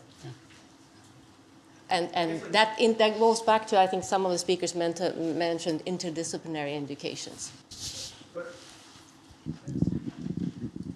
I mean, so I guess for an for a targeted application, I think you would, but I don't know, generally, I think the machine learning community, if they developed models that were good at some metric that we kind of prescribed, I think that would still be useful to us as scientists. Yeah, I think we should wrap it up here. So thank you all, and thank you for the fantastic set of talks from molecules, materials to the planet and the cosmos. So we have breakout sessions again. You saw the slide before. I hope it'll magically reappear. There are tables assigned, and you're assigned to tables, and reporting back from the groups. So we'll start with table 1.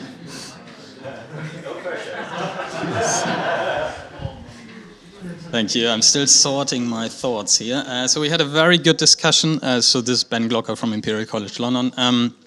We started off by talking about AI, current AI technology, and whether it's ready for doing actually scientific questions like what if, and if current AI is suitable for that. So we had a bit of discussion how different methodologies can be already used today to answer some of those questions, but then quickly came to limitations. We said that AI, as it's used at the moment, is a very empirical kind of science, bit of a black art. Everyone has their own kind of tricks and cheat sheets to use AI. We then talked about foundation models. And interestingly, we talked about AI foundation models versus the lack of foundational science and machine learning. So while there are foundation models, it seems that generally, again, going back to the question of whether machine learning is a very empirical field of research, we then came to when you use AI and you find errors, and we talked about systematic errors here in particular, how do we identify them? And there was a very interesting discussion about that it's important to bring in non-experts, and sometimes errors in data sets, for example, are not spotted by the domain experts, but by non-domain experts. So people who maybe have less skin in the game, have a sober look at data sets and find important issues. So that is really important. We then talked about some use cases of, for example, citizen science, non-experts in general, kind of AI research. And there were some good examples of using crowdsourcing, bringing in non-experts to help with analyzing chunks of data, small digestible chunks of data. We then also said that benchmarks are generally very important to just establish how well something works. So again, going back to the question, what kind of data sets can we use more broadly for people who are not from a domain to maybe get into a specific research domain, but to test new algorithms, new ideas. There was also a mention that sometimes errors that we do find are actually not really errors, just something that we still don't quite understand yet. So it might be actually very important and interesting to specifically look at errors and failure cases. There were some good suggestions what we can do when we create data sets, use pre-specifications for data collection, and I think that summarizes everything. Thank you. Okay, thank you. Table 2, the data compression of the conversation. Yes, so our discussion focused on data. I think the first thing that someone at the table said is it's all about the data. And so first we started by talking a bit about how to increase the prestige in the scientific community around curating and collecting data versus, sort of developing new methodologies and new discoveries. Considering sort of like, so we do give substantial credit for like improving some random benchmark number by a small percent. Why is that considered more creative or more impactful than curating a whole new data set in an important area? And we agreed that you sort of need to change the culture, but figuring out how to do that is very challenging. And something that was mentioned is that perhaps we need to give more explicit permission for individuals to make subjective judgments, which can hopefully help us move away from basing all assessment just on metrics. But then of course this opens other issues. We decided we're not going to solve this challenge, which is not unique to AI, but to the entire scientific field in the next 5 minutes. So then we started discussing a little bit more like what is sort of unique to AI in terms of challenges around data. And one thing was the reliance on big data. And so we discussed a little bit that and how to handle small data in this context. And so a key challenge there being there is this really long tail of small data that also corresponds to important problems. And we can't assume things at small scale will necessarily work at large scale and vice versa. This is clearly the case with LLMs where at a certain scale you see certain capabilities, for example.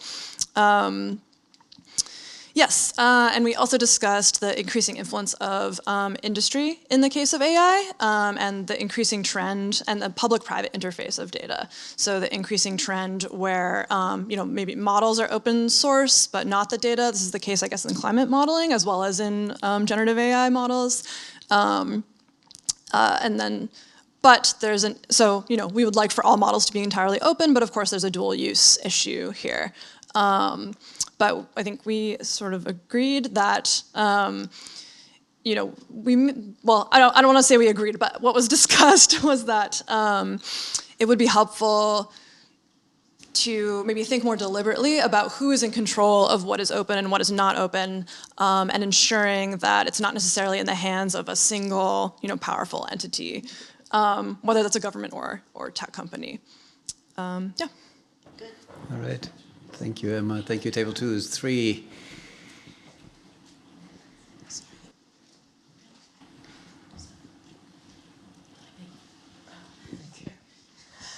So we started with this spicy question, whether and how we want to include the general machine learning community to work on scientific problems. And then the spicy part was whether, some may discuss, debate that, maybe we don't need to. But then, of course, we moved on to talking about what we even mean by machine learning community.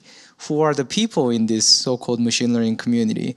Is it just a bunch of computer scientists in general, or does it actually include a broader set of people? We couldn't, of course, arrive at any kind of a consensus, but it was a really nice discussion because that led us to realize that there are a number of, let's say, things that that both sides can actually get from the other side. So, for instance, by having a machine learning expert in your team, the machine learning expert's obsession with the data-driven testing and then iterative testing could be a good thing that can be learned by including them in the problem-specific teams. Now, on the other hand, of course, the experimentalists in particular can provide a vital evaluation platform for the machine learning scientists or the experts. That is experimentation. At the end of the day, that is the ground truth answer that we can get, except for in some areas like the astronomy or the cosmology. Experimentation is not that easy there.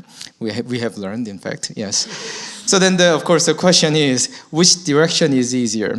Do we want to actually have our scientists learn computer science or machine learning, or do we want to have the machine learning scientists learn target domains of interest? But this one is also another thing that we couldn't actually arrive at any kind of consensus. But I think the one consensus we could actually largely arrive at was that there are always uncertainties in our scientific understanding of the scientific problems, and then that actually prevent us from firmly defining and sticking to any particular principle, and then we need to really iterate quite rapidly. So the answer seems to be we need to always go back and forth. We need to involve the machine learning experts as well as the scientists. And then one last thing that we discussed briefly near the end was that it's not only about the science, but also there are some cultural and personal aspects to this question, as it involves how the whole fields evolve. And also, this evolution directly affects careers and livelihoods of the individuals and the funding decisions as well. And then that was it from Table 3. Okay, thank you. So co-production between ML and domain scientists of knowledge. 4. Hello. So I selfishly started off discussion asking of how we train non-expert users to use advanced AI tools that we develop. And we kind of got into a discussion as well, is there actually anything special about AI methods compared to non-AI methods, and how we go about training users? So we were kind of talking about how the fact that maybe one of the hallmarks of an AI method is it will always give you something. It doesn't really fail noisily. You always it will try and do something for you almost all of the time, and whether that's a danger for a non-expert. But one of the kind of themes was, regardless of whether it's an AI method or a non-AI method, users really need to understand what the methods do and what the limitations are. And, you know, with AI-generated data, errors can be notoriously difficult to quantify, and uncertainty estimation isn't very easy. And again, this is one of the things that users need to be aware of, is it won't necessarily give you an error bar on what you're generating. So we also talked about how much do users understand how these tools are working, and how much should they understand? You know, do you have to become an expert in the tool you're using in order to use it? And when does that kind of stop? And finally, kind of the slightly depressing point that whatever tool you make, it'll always be misused by somebody. But that we need to have lots of open source code and training data in order to actually facilitate that diagnosis, as opposed to black box solutions where you put in something, you get out something, and there's no kind of accountability. Yeah, thank you. Great points. 5, Anna. Okay, so we had a sort of wide-ranging discussion about the incentives behind making data available and how we might do that better. And we started off by talking about whether data or how public different types of data were in the different scientific domains, and then that moved into a discussion really about how public is not really the same as useful, and then how we could make data more useful and the problems around that, particularly with combining diverse data sets and also preserving data provenances, and the problems with the ImageNet data set were raised as an example here. And then it was discussed by the table that really the examples of very large science data sets, so that are hosted by organisations like NASA and the UK Biobank, are examples of long-term, well-funded archives, which probably aren't going to be an issue. And really the issue is more around the intermediate scales of data that's being produced, because the incentives there aren't quite so clear, because there's an individual cost in terms of time and financial investment compared to a minimal reward, and there was a suggestion that perhaps producing data sets could be seen as a form of academic service and considered in the same way as, you know, review committees and things like that.